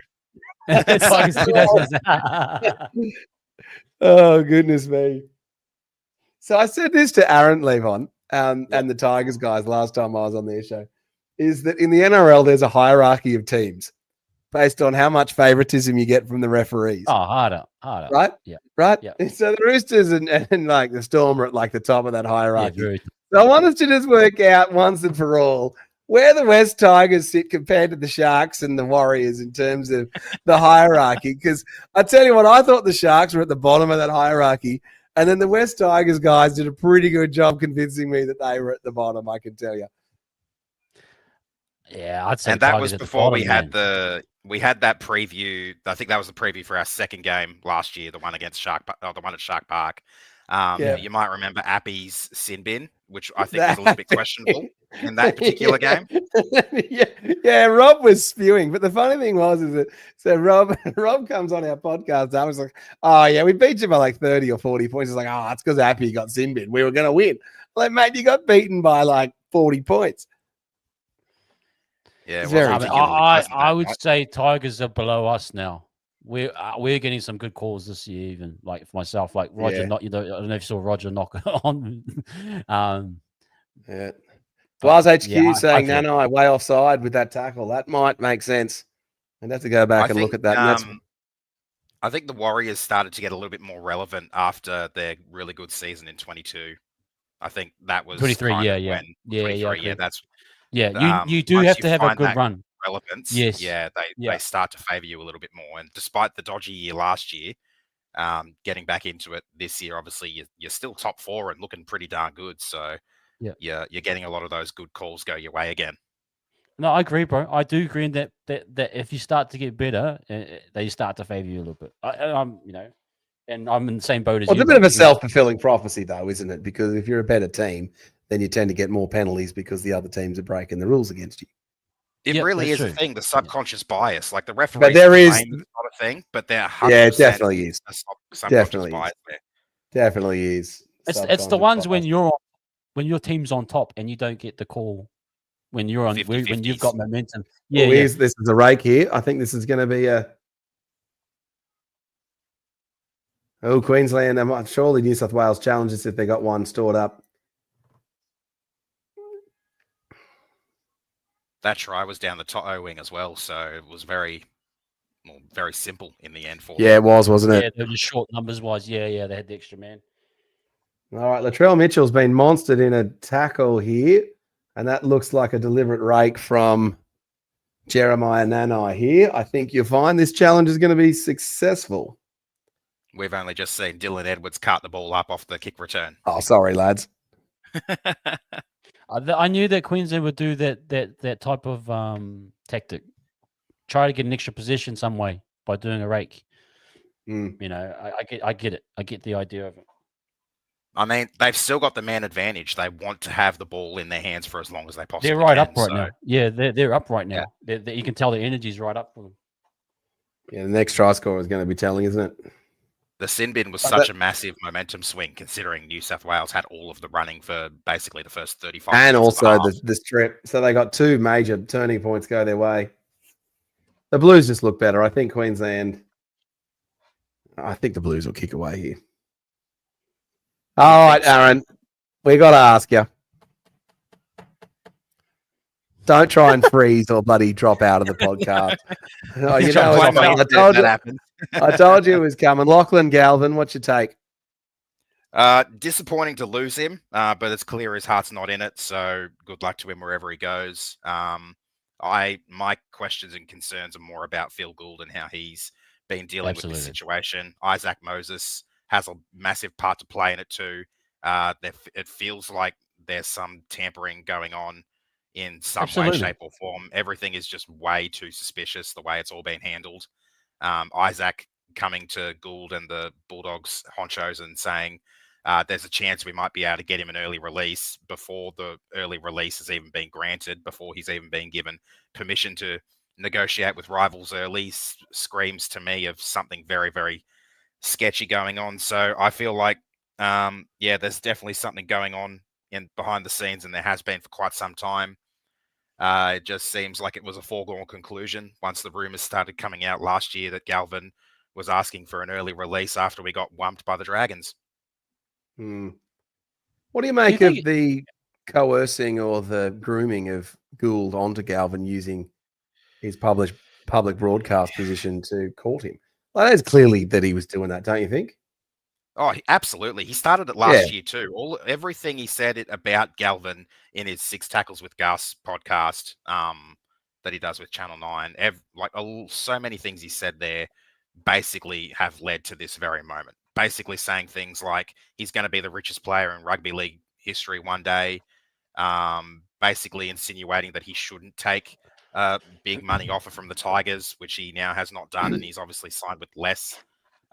Considerably less than what we were offering him with the Dogs. And yeah, Gould has definitely had way too much influence over this whole thing. I disagree with the entire situation. I think it's an absolute shit show. But I don't think it's cool that he's left the Tigers, mate. No, he never gave him, the Tigers are on an upward trajectory. He never gave him a chance. It's bullshit. I Sorry, said this PS. on our episode of the podcast last night. Pardon the pun, Mm. but I think this whole situation is really going to galvanise the rest of the team. I think that's right. Aaron, is he even that good? When I watched him, and I remember coming on your show and saying I didn't think he was that good. I didn't think he was that fast. Like I don't think he's that good. He's had moments of brilliance, and I think those moments of brilliance really stood out amongst all of the rocks from his performances last year.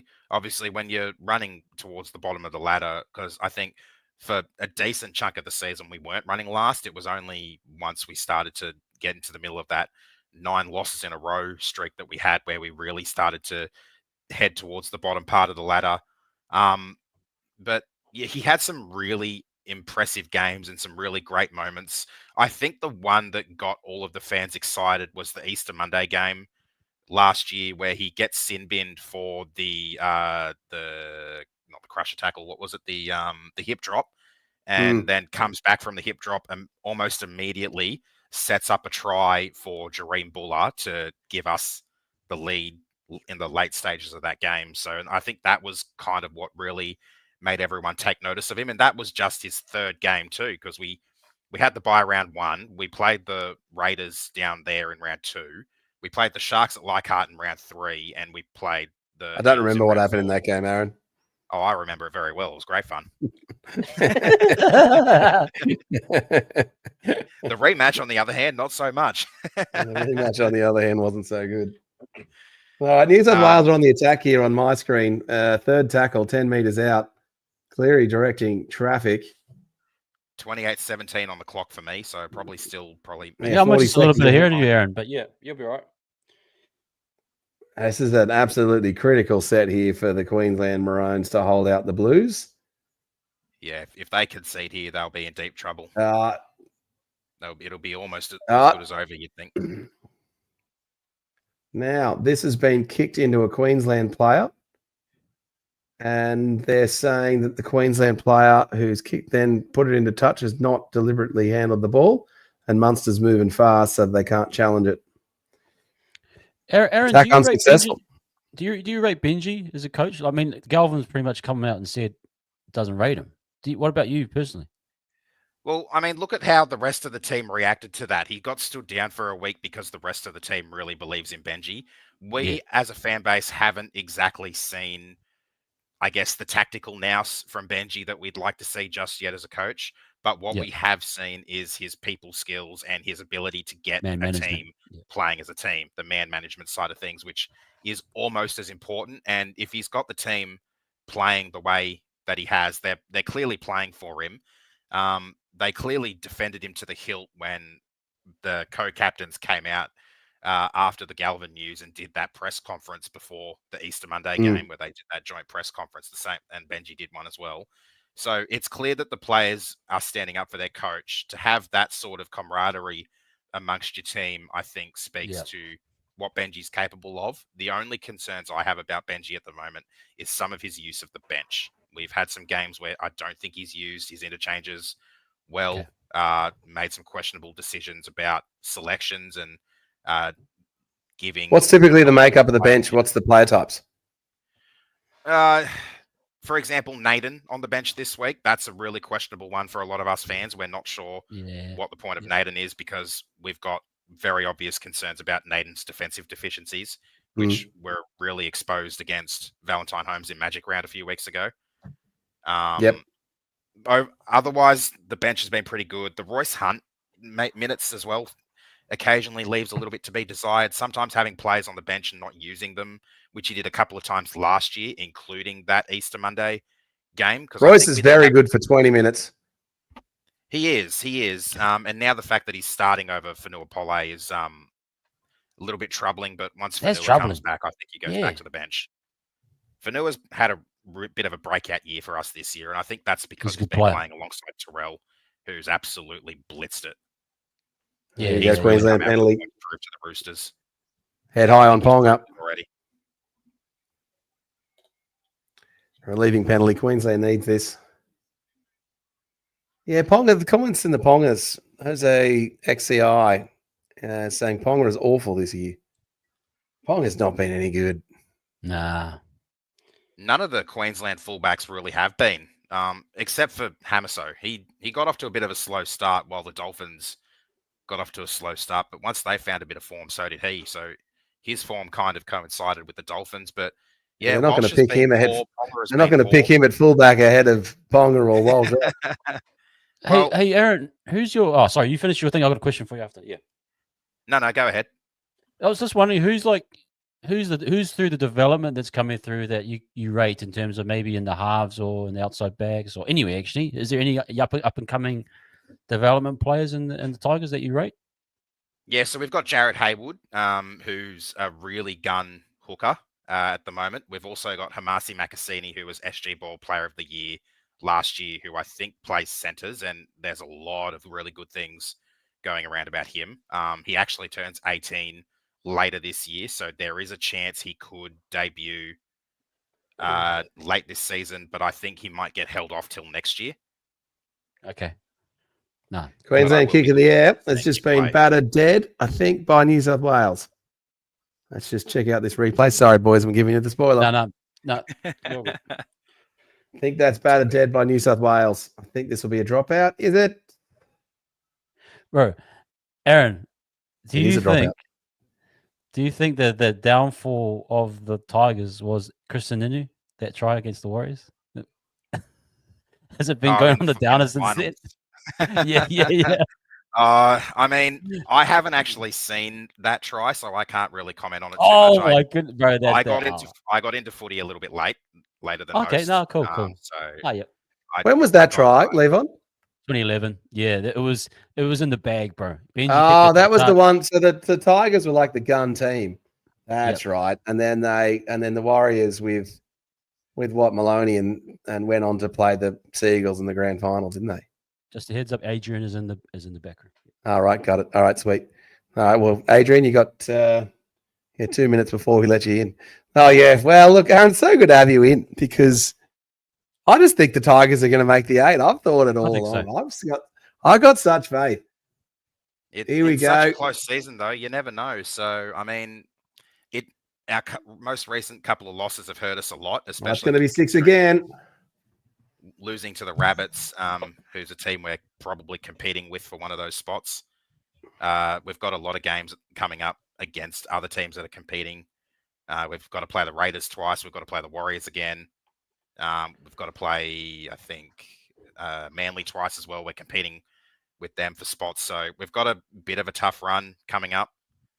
But, I mean, you can't say never until it's mathematically impossible. But I mean, yeah, still a lot of this season to be played out. Oh, it's a good kick from Munster. Aaron, bro, can I book you in sometime to do something content with us at Wires Up TV? Yeah, when we play you guys, yeah, man. And I'm just sourcing you talent tonight, aren't I? I know, yeah. I just sourcing you. Buddy, hook me up big time, bro. I'm in the club of getting all the. I actually want us to do a wingman. I'm going to pull together a group show of some of the podcasting group because you're just so like how knowledgeable is Aaron on the West Tigers? Goodness me, we can't even get close to just talking about the West Tigers stuff. You're just so good. Like every single player as the New South Wales Blues get a penalty, and that's relieving. That's a big one. All right, Aaron, why don't you give us your tip on the for what happens for the rest of the match? Blues win. Well, I think from here, I'd have to say the Blues win, even though I tipped Queensland before the game started. So, I mean, if we're able to hold on defensively, not concede any more easy points for the next, I think 5 or so minutes, it's going to get very hard for Queensland to make a comeback, especially if we can put a couple more points on the board ourselves. So, I mean, it's an 8-point game. So, I mean, anything can happen in the remaining 21 or so minutes. But, yeah, I hope the Blues can get it done and knock the smile off the Queenslanders' faces. Absolutely, bro. All right, absolutely. Mate. All right, good to have you in, Legend. Go enjoy the rest of the match. Thanks mate. Aaron, man. Much appreciated. Appreciate you, brother. Good to see you, Legend. Go the Tigers.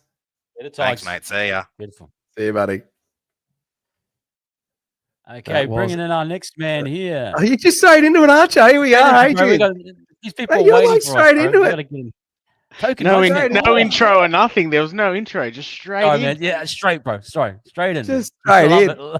Just straight in. Now, the good news for you, Levon, is Adrian doesn't have a channel. He's just New South Wales Blues super fan, and he comes on my channel whenever we play the Knights. But when we get our show together, he's coming on. Manka, Adrian, how good are the Blues going? Tell us what's going on. Oh, mate, they should be up by at least 6 points. Cleary, Yeah. how's he missing those goals? It's a lot closer than what it should be. To be fair, I actually think Laurie Daly's actually probably coached his best game in Blues. Just run it down the middle, just bash him down the middle, and then go wide. So they've been playing really well. But Queensland always come back. Lang Park, it's just a hoodoo, isn't it? So very nervous 20 minutes. Very nervous 20 minutes now. If they score... You're going to stay with us for this 25 minutes. Yeah, I'll stay. If they score, I'll probably run. No. You never know. It'll get tight. If they score with 20 seconds to go, it could be one of the great internet reactions of just To be fair, that sin bin was an absolute joke. Toa is as short as me. He's 5'0". He was literally competing for the ball. He had no option but to try, and that is just an absolute joke of a call. But to be fair, Ashley Klein's been okay outside of that. Normally, he's pretty ordinary. Right. So he's been all right. Didn't that call come from the bunker, though? Oh, I think it's more Klein. When he goes upstairs, he insinuates that some foul play happened. It wasn't that bad. Can you check for something? I'm looking for. Yeah. Fraudulent behaviour. Yeah. Just confirm. Oh, yeah, that's fair enough. To be fair, though, Queensland haven't been great, and my man Pong has struggled massively. I think they've kicked him away from him all game, which has been pretty smart. Yeah, he's not looked in it, has he? Hasn't literally had a look in. But yeah, I thought he'd play a bit better. But I think Queensland's a bit busted up though, because I think Harry Grant's unfit. You got Tino who isn't playing well with the Titans. They've picked based on character, probably not form. Where New South Wales is pretty good on form. Like most players are in form. Yeah, I agree. Hold on a minute. Like, you can't say that Cleary's in form. His team's running last. Mate, Cleary's won 3 comps with 3 or 4 comps in a row. Like he could literally get whatever he wants. It's Nathan Cleary, for God's sake. Hey, Jerome Luai's won 4 comps in a row. What's your point? Fair. Oh, Crichton looks injured. That's fair. To be fair, How could Jerome Luai not get picked in this team? I was actually thinking you were going to bring that up. I do think the Moses Cleary thing is still a work in progress, though. It looks odd, like in terms of who's the freaking weird player. So, yeah, it's interesting. They're playing good, the Bulls, though. They seem like a good little spirit, great spirit. Yeah, the Queensland forwards aren't good enough, are they? Well, and also, what's his name? The Roosters prop. He's been pretty. He came off the bench last week, I believe. So their strategy of bashing down Collins. the middle, it was smart. Just tire them out, make them do a ton of work, and then spread it wide.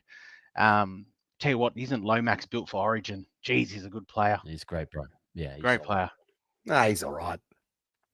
He's a winger for the Eels. You're obviously Knights fan, Adrian. You're not. Yeah, massive Knights fan. I'm a suffering Knights fan. I wouldn't say. You are. I'm a suffering Knights fan. I respect the Knights, bro. I got a lot of time for the Knights. But what do you make of O'Brien, bro?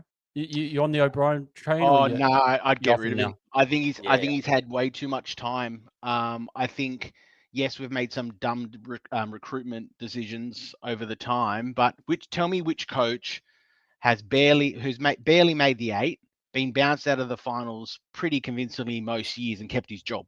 Not that many. Yeah. To be fair, I think they're worried about his payout because it's something about his contract where if they punt him, they've got to pay him in full. So it's like $2 million. But to be fair, they're owned by the West Group. So they probably make that in a pokies night. You get what I mean, at the club on a Thursday night meat raffle. So it's not that hard to pay him out. So that's not on the cap, eh? It's not on the cap. No, not on the cap. Not on the cap. No. But to be fair, I look, if they don't make the finals and they get the spoon, well, they're not playing great. Panthers are getting the spoon, man. Oh no, I think Panthers are going to run. I think if they bottom 2, there'll be a lot of drums beating for his job. So, let's see. Not that as attractive as job, though, is it? Tall Inspector saying, you looking forward to Brown arriving? Yeah, absolutely. I think Brown will be exactly what we need. We say it all the time. If you think about it, Parramatta haven't had the good halfback since Peter Sterling. They've obviously got Moses now. Newcastle hasn't had a good halfback since Andrew Johns. So we've literally just gone through them. So I think he'll relish it up there. I think it'll be great. Jared Mullen doesn't count, Adrian. Yeah, I was about to say Mullen, bro. No, Who's no, Who was that? no. So you went from Sean Johnson. Rudder. Sean Rudder. Sean Rudder. Well, you know how much I admire Sean Rudder. No, you I love Sean Rudder. Sean Rudder is just one of the great premiership-winning players. I put a comparison to us because we got lucky. We got the two S short Stacey, and then we went to SJ. Pretty good transition. But that's a good point, man. You guys have had to now you got Sharks reject Luke Metcalf, who's just we got Metcalf. Yeah, isn't he leading the daily? And Metcalf, he's been playing. Yeah, Metcalf's doing pretty well right now. Playing really well. So, no, the Warriors are good. I like your coach. Like I'd love to have like a coach like that, which I don't think we have. So. He suits our culture, and he'd suit your guys' culture. Like a one-town team. Yeah, everyone gets behind it. Yeah, he's a. I was worried to watch Las Vegas when I watched them get pumped by the Raiders. Oh, we were too. They're going, oh god, this is not looking good. But I guess the Raiders are better than you think. Look, here we go. What's going on here? If you're in Vegas, like you can get caught up with the hype and the party, and like I reckon a few of the boys were like, you know what, we're just gonna have a good time, and then we're gonna come back and we're gonna button down and train hard. Like you can get caught up in the whole moment. Yeah, Levon, have you heard my co-host story of getting in the party bus with what is it, Bunting? Have you heard that story? No, sure, please. Oh, you'll have to get Chris on. You'll have to get Chris onto your podcast to tell the story of what happened at the party bus in Las Vegas with the New Zealand Warriors players. It's absolutely hilarious. Oh, all right, there's 14 minutes left. First tackle, Queensland are hitting it up. Valentine home. No, who's that? Number 16, Lindsay Collins. Munster's trying to get the ball in his hands as much as he possibly can. Jerry Evans is pretty absent, hasn't he? I feel like they're overplaying their hand a little bit, though, Munster and that. I think attack-wise, they look ordinary, Queensland. Like they do. They're just not much there. Yeah. There's not much. I would have picked Dearden over Cherry Evans. Like I think Cherry Evans' form hasn't been great since the news about him going to the Roosters, even though it hasn't been confirmed. Oh, that was a good move, though. But we'll see. I'm impressed with Laurie Daly so far. Wasn't a huge fan of him as a coach before, but I think this time around. Do you agree with Boldo that Madge was overrated? Oh, here we go. Overrated. I think it's hard to judge though because he had one series. To be fair, not many teams go up to Lang Park in a decider and win. True. What do you mean? Queensland do that all the time. No, we're in New South Wales. Your philosophy on Origin is flawed. You can't even talk. Yeah. It is ridiculous.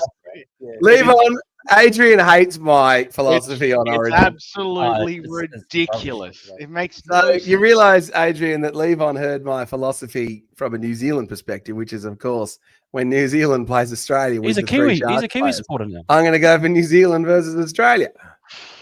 He's a pure club man, this fellow. Do I think he's overrated? I think. Are you judging him on what's going on in Brisbane at the moment? I think it's hard to say. I think I reckon he came into a shit storm, and I think it's going to take him probably this year to get a few things right, and then I think they'll be good next year. So they've still got talent. Like they're missing Reece Walsh. What happened? Injured. Oh, he's got some sort of twist, and I think he's retained the ball. They've given him a penalty. So they're saying that they're hand around his head. The what? Oh, I don't know why they did that. 6 again. Seems odd. Someone in the comments, can you explain to us what happened there? Yeah, if anyone's got that, chuck it in. Chuck it in. The only thing I was going to say... Queensland, drop the ball. God. I don't think many Origin coaches outside of what Bennett and Gus Gould are rated. Like, you don't have to do much coaching. You got the best players on the field. Teams. Yeah. Like literally, all you're trying to do is get them to bond. Get them to bond and play as a team, and then you win. Yeah, it's true. Not much you have to do. No, Cam Smith pretty much coached that dynasty, didn't he? Yeah, 100%. Don't bring that up. It's like James Maloney the other day with. I was just thinking about it. I was like 8 fucking painful years of that shit. Like it was. And anyway, don't bring that up. It was absolutely dross. Yeah, no, it wasn't. Do you think State of Origin dies if New South Wales win 8 series in a row? No, not really. I think, to be fair, Queensland would hate us even more. I think it would build up the rivalry. That's right. Queensland should have taken the 1.8 points there. They're down by 8. That's when you do take the 2. I think you find it might have been a penalty where you're not allowed to take the 2, otherwise they would have. But I didn't follow the specifics of that moment there. The one thing, it just looks like. Yeah, go, Adrian. I was going to say one thing they'd be probably disappointed Queensland is they're getting bashed in the middle.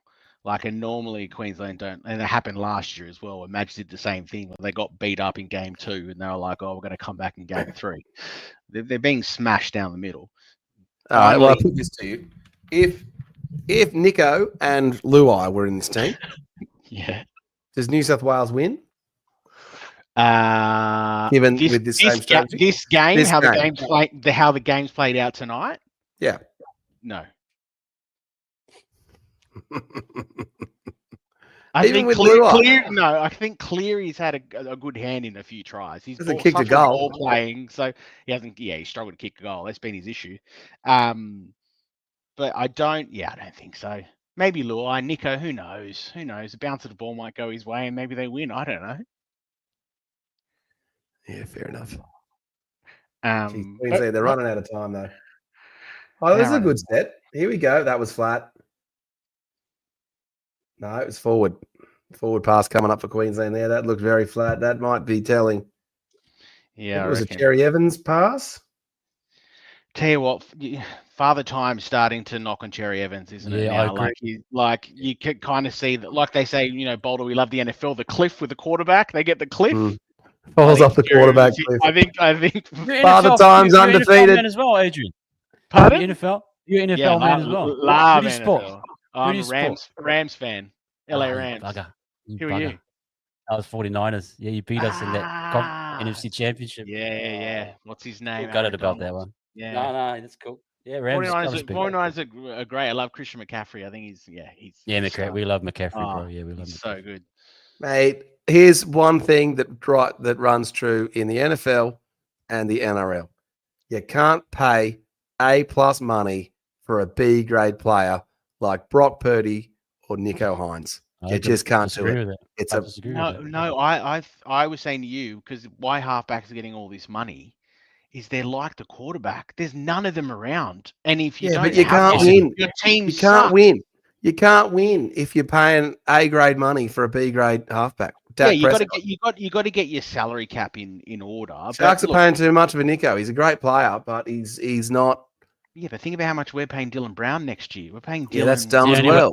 Anyway, you can get them Bolder. You got that's exactly right. There's no way he was going to leave Parramatta if he only got 100. No, you got to sign Luke Metcalf and then get that right. Bro, we're worried that he's going to go to the Perth Bears. That's how we want to sign him up on $1 million. But I'm of the mindset he's got to play out the year before you give him anything major. But that's how scarce it is. You know what I mean? He's very scarce. The one player who I'm devastated the Warriors got is Mitch Barnett. I have no idea how we let him go. It is a joke.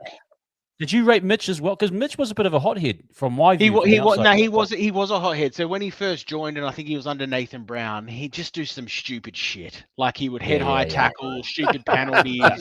But now he's a controlled aggression, and I think what he laughing at, and I think he's solid. But your carry on and just coming into this show, but no one had sworn all night until you turned up. Oh, sorry. Oh no, it was pretty. Yeah, no, it was it was No, we try not to swear on our channel. Leave on. Do they do swear on your? Not too much. I mean, one or two every 1.8 words. You know what I mean? Usually I have gambling references where I'm on Boldo. And Boldo's like, gamble responsibly. I'm like, oh yeah. Oh, here we go. Lomax, no, drops that. But yeah, Mitch Barnett. That's it. Yeah, Barnett. No, I rate Barnett, bro. Like I think obviously Webby's helped them to clean up. I mean, we've got until 27, but he'll be over the line. I don't think he'll go back, obviously. Well, he probably could get him back. Just quickly answer this one before this moment. What do you reckon of Connor Watson? Overrated. Okay, we'll see what you think. I'll see what you say in 45 seconds. I'm delayed on my stream, so I can tell. But to be fair, he's got good effort, Connor. You should have stayed at Newcastle too. I'm just dirty because he left Newcastle. I don't understand how he can suddenly be good enough to make Origin, and then when he couldn't even make the team in Newcastle. Yeah, but he's done well there, Connor Watson. Holy moly, geez, that's impressive. He has done well, hasn't he? He's done very well. That's brilliant. He's fantastic now. He's great. He's one of the greats. He's exactly. He's literally he's going to win the Daily M, 14th man. To be fair, he's actually what you need in Origin. A little player who comes when the middles are tired and you literally bang around the ruck, and he's quick. He's lightning quick. So out of the ruck, defenders running backwards, look for holes. So he's what you need, like 14. But tell you what though, they got some good edge players now in New South Wales, like the old Bash brothers. They do have some good edge. Remember the old Bash brothers? Oh, how good were the Bash brothers? Levon, do you know who the Bash brothers were? Who are they? Who are the old Bash brothers? Greg Bird and Paul Gallen. Oh. You guys rate Bird? I reckon he was pretty solid, though. Oh, Greg Bird's like one of the great players, Levon. What are you talking about? Greg Bird, goodness I don't reckon me. he was that good. I don't think he was that good. Gallen was so much better. Greg Bird was an absolute beast of a player. Yeah, like he was so good. He was going to be the next Wally Lewis, and that weird thing happened with his girlfriend and the damn thing. Greg Bird, he was so good. There is no way you're comparing Greg Bird to the next Wally Lewis. He was compared at the time. Now, Cool Cat number 1, sadly, we don't get to show the game. We're just a watch along. So the idea of this experience is that you're watching the game on the Channel 9 app or wherever, and then you're also listening to our carry on as a side thing, as a side conversation and get involved. Yeah, you're just hanging out with us. We're just hanging out, man. If you got no friends, join in. Yeah. Tell you what, whether you have friends or not, doesn't matter. We're just a community of rugby league buddies. Yeah. But I've got no friends. The only reason my mates turn up on the podcast is because I've given free Chinese food and a displayware thing every single time. Mate, I've had no free Chinese food from you. What are you talking about? Mate, I have bought you enough meals. I have bought you enough meals in my lifetime, Adrian. And I have bought you free Chinese meals, you bloody bugger, numerous times. You only ever bought one bloody ad off me. That's true. Who kicked that goal? Was that okay? Lomax is back. Give the kicking duties to Critter, I think. Oh shit, that is horrible. Geez, that still keeps him in the game. It's 5 minutes left. Shut the gate. Sing the song now as the Sharks fans I tell you what, though, it's New South Wales aren't losing from here. Dave, it's a beatdown. Yeah, like 8 points. It's a beatdown. They've destroyed them. Yeah, it certainly flatters them. Yeah, massively. I wonder what Billy's going to say at the press conference, where Queensland is, like he did when they lost last time. Like, what the fuck does that mean? Sorry, I swore again. But you get what I mean? They lost 3 in a row. Like, you go like, they just maybe Billy's not that good of a coach. See, Boldo rates him. Tell you who I would be scared of. If they put Cam Smith in there as coach, I would be so scared. That's a good point. What do you mean? Billy Slater's as good as Cam Smith? What are you talking about? You're kidding me, right? Like, Cam Smith might be the greatest player I've ever seen, and that's coming from a Nova Cash. He wasn't even the greatest player in his own team. Billy Slater was better than he was. He was obsessed with Andrew Johns. He's easily one of the best players of all time, and you say that he's not as good as Billy as a coach. Billy Slater single-handedly transformed and changed the way that fullbacks play. The only thing I'll say is Cam Smith used to be part of the Origin setup. Cam Smith is gone, and now they lost last year, and they're struggling this year. Coincidence or not? I don't know. No, their team's just not as good. Mal Meninga's proven if you have the best players, you just win. Yeah, so what are you saying? New South Wales have the best players now? They do, because Laurie Daly's winning. We know that he's not a good coach. No, to be fair, Laurie's strategy's been great tonight. Like, he's bang on. What do you mean? He picked 2 halfbacks who play the same side of the field. Yeah, and it hasn't been an issue all night. What are you talking about? How good has it been? Bang down the door. They've not won because of Mitchell Moses and Cleary being picked as a combination. No, they've actually, to be fair, I think they've won based on, A, they've got better players. B, they've just gone straight down the middle.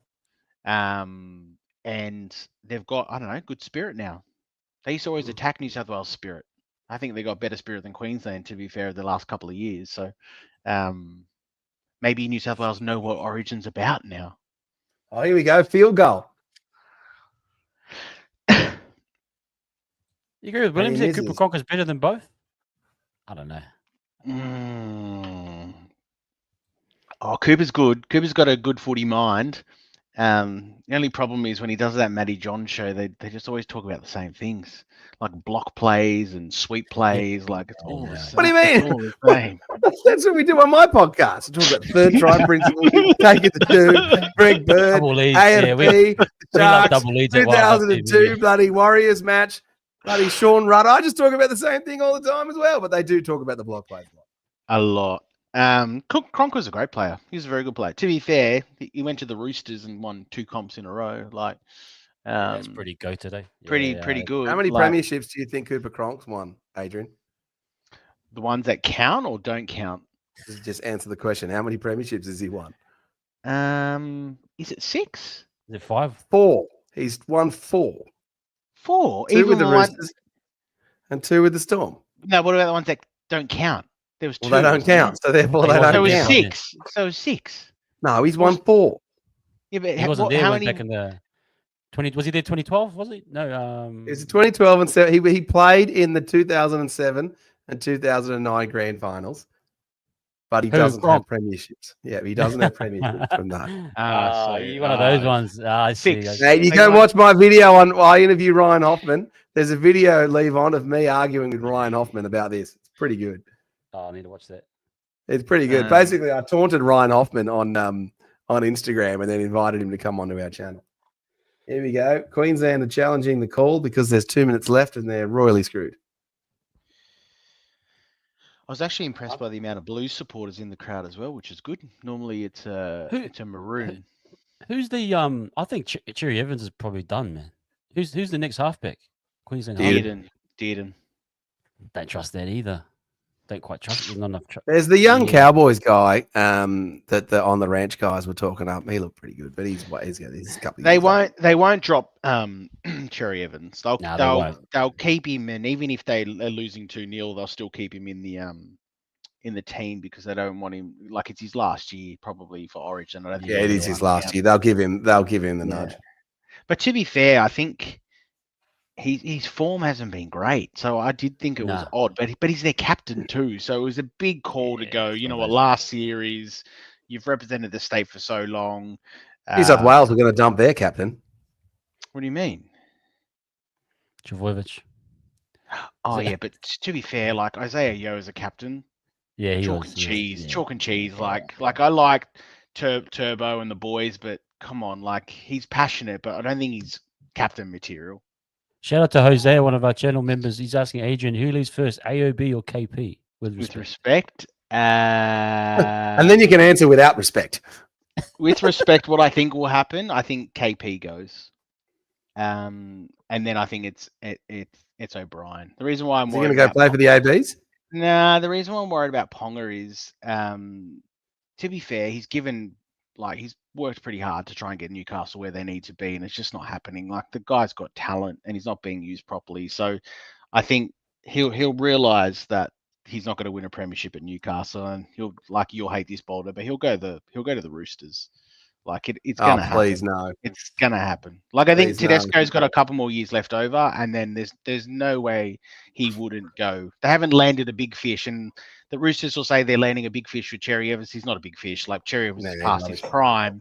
They've missed quite a few, so I think they'll definitely have a crack at Ponga, which worries me a little forward bit. pass to Valentine Holmes for the Holmes to go. But I will say over the Fletcher Sharp, gun fullback. Playing 5 hours in Newcastle, he's a weapon of a player, and they're going to have to make some decision. And if KP is making murmurs and he's unhappy, do you bank his money, have Fletcher Sharp at 1, and then you can start investing in other parts of your team? Because worry for us is next year we're going to have Ponga and Dylan Brown.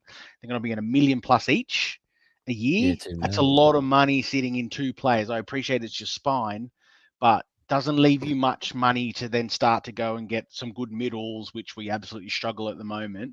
That's the issue, where if we don't have the middles, there's no point having KP or Dylan Brown because you're not playing on the front foot, and then you've got no attack. So I think that's going to be our worry. I think that's probably right. It's not looking good for How good's Laurie Daly? Absolutely. Give Laurie him Daly. the keys. Give him the keys to the city. All right. Well, look, on my one, it's full time here. New South Wales beat Queensland 18 points to 6. James Munro asks, Adrian, how will you offload Hastings 800k in reserves? He's done this year. It's his last year. So I don't know the full story. Is he on 800k? Yeah, 750, I think. He was being paid a lot of the Tigers. Philliger money. A lot of money, the Tigers. I think his missus and another player's missus had a bust up, and something bad happened at the club, and they've basically just. And to be fair, he's not a bad halfback, and we need a halfback, but they've literally just barred him and literally just said, you know what, you're literally going into reserve grade. That's all you're doing. You're like sitting in reserve grade. If I was him, I'd be like, just get out and go to Super League. But I think he had a child recently, so I do feel for him though. Like they've literally just gone, nah, we don't care how good you are and how shit we're going. You're not playing. So it must have been pretty bad. Yeah, fair enough. The wives. It's always the wives, man. Yeah. And Adrian's wife is very questionable. Hey, always partying too much. She's too wild. Boldo, has AFB's wife started making you cookies yet? Over at no cookies. No cookies from AFC. AFB's wife going to buy the cookies, man. I swear. If you don't, you might get you might be asking for a compassionate soon. Be careful. All right. Well, AFB's wife's cookies can sponsor the ET stand, and we'll start selling them for her. We'll let anyone sponsor our show. Yeah, so, you literally will, won't you? Take anything. Yeah. Anyone can sponsor our show. Anyone, absolutely anyone. All right, Adrian. The New South Wales Blues have beaten Queensland 18 points to 6. Give us a final say on that victory for the Blues as a Blues super fan. Look, to be fair, they were favourites. They were massive favourites. Everyone thought they were more talented. It's always the issue of going up to Queensland and winning at Lang Park, but they smashed them. Like the scoreline flatters Queensland. They got beaten in every facet of the game. And I think to be honest, they'll just get better, New South Wales. Like they're just a team that looks like they're full of confidence. They can play tough, they can bash down the middle, and they've got ball players. Like they've got good edge players. They've got Cleary, he needs to get his kicking boots on, otherwise it goes to Moses or Lomax, because you can't leave 6 points, or it's 8 points they left on the field. But it's a great win. Like Queensland will literally be searching for answers. Will they stick to they stick fat and always pick the same players and trust them? Mate, I reckon this Queensland team next game will completely be different. They will hit panic mode because they got no chance. It'll be pressure will now start to build on Billy. That's what he's lost. This is his third game in a row. Let's see what happens. Third loss in a row. Yeah, pressure's on. But they look ordinary. They had no spark. Tino probably had the most spark. Like he was aggressive. The forwards aren't good enough. Harry Grant looks underdone. That Roosters player they picked didn't do much. Collins didn't do much. No, was it their centre? The Roosters centre they picked. Robert Tyre, he didn't do anything. He looked out of his depth. And both Firma, who used to play for the Knights, good player, but I don't know if he's an Origin type player. So look, I think they're missing a creative player like Reece Walsh. They should have picked Selwood Cobbo, shouldn't they? He's injured. Agree with that. Injured. Yeah, right. Okay. Yeah, so they got a few injuries. So they got, I think, is it Nanai was injured? You had Reece was also injured. They've got a few injuries, but still doesn't mean you should be beaten down like this. Like at your home deck, game 1, Cherry Evans last year, you got smashed. It's all over. It's all over. All right, Adrian, get out of here. Go give your lovely wife a kiss for me.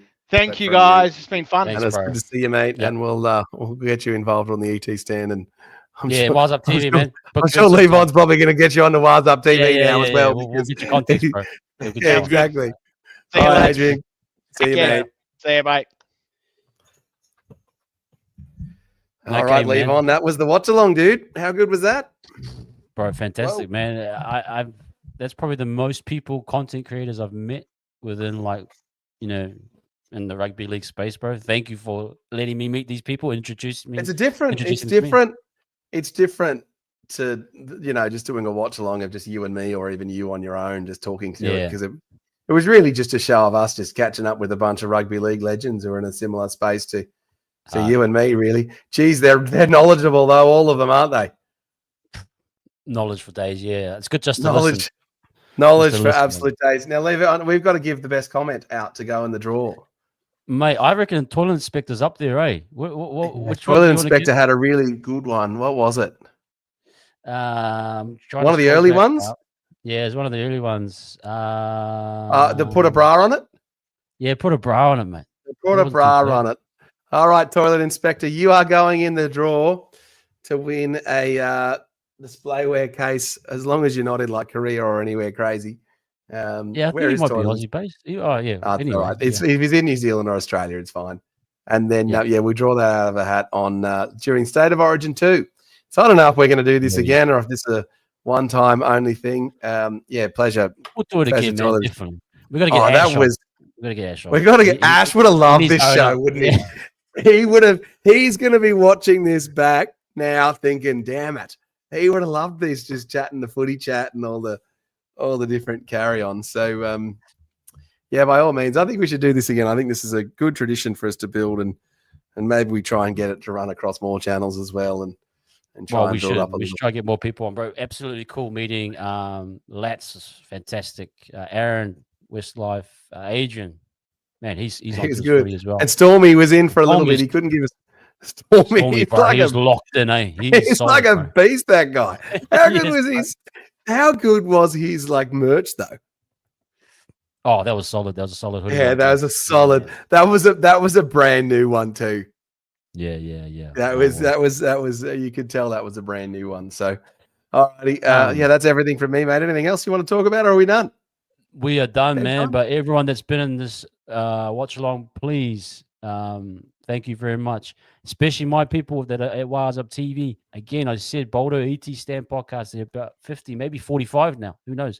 It might be 45 away from 1,000. Let's get them over the line. Which is a big moment in YouTube space, isn't it, Levi? Yeah. So getting to 1,000's a big deal. They're in the description. Hit that description right now. Go over there and like them and subscribe. Sorry, it helps for the algorithm. Helps for everything. So. The boys do wonderful stuff over there as well. But no, man, that's me. It's midnight here. I better get I've got to get up for work. So. Go to sleep. Go the Blues. Go the Maroons, and go the Sharks in 2 weeks. Up the Wars. Up the Sharkies too. Up the Sharkies too. See you guys. Thanks everybody.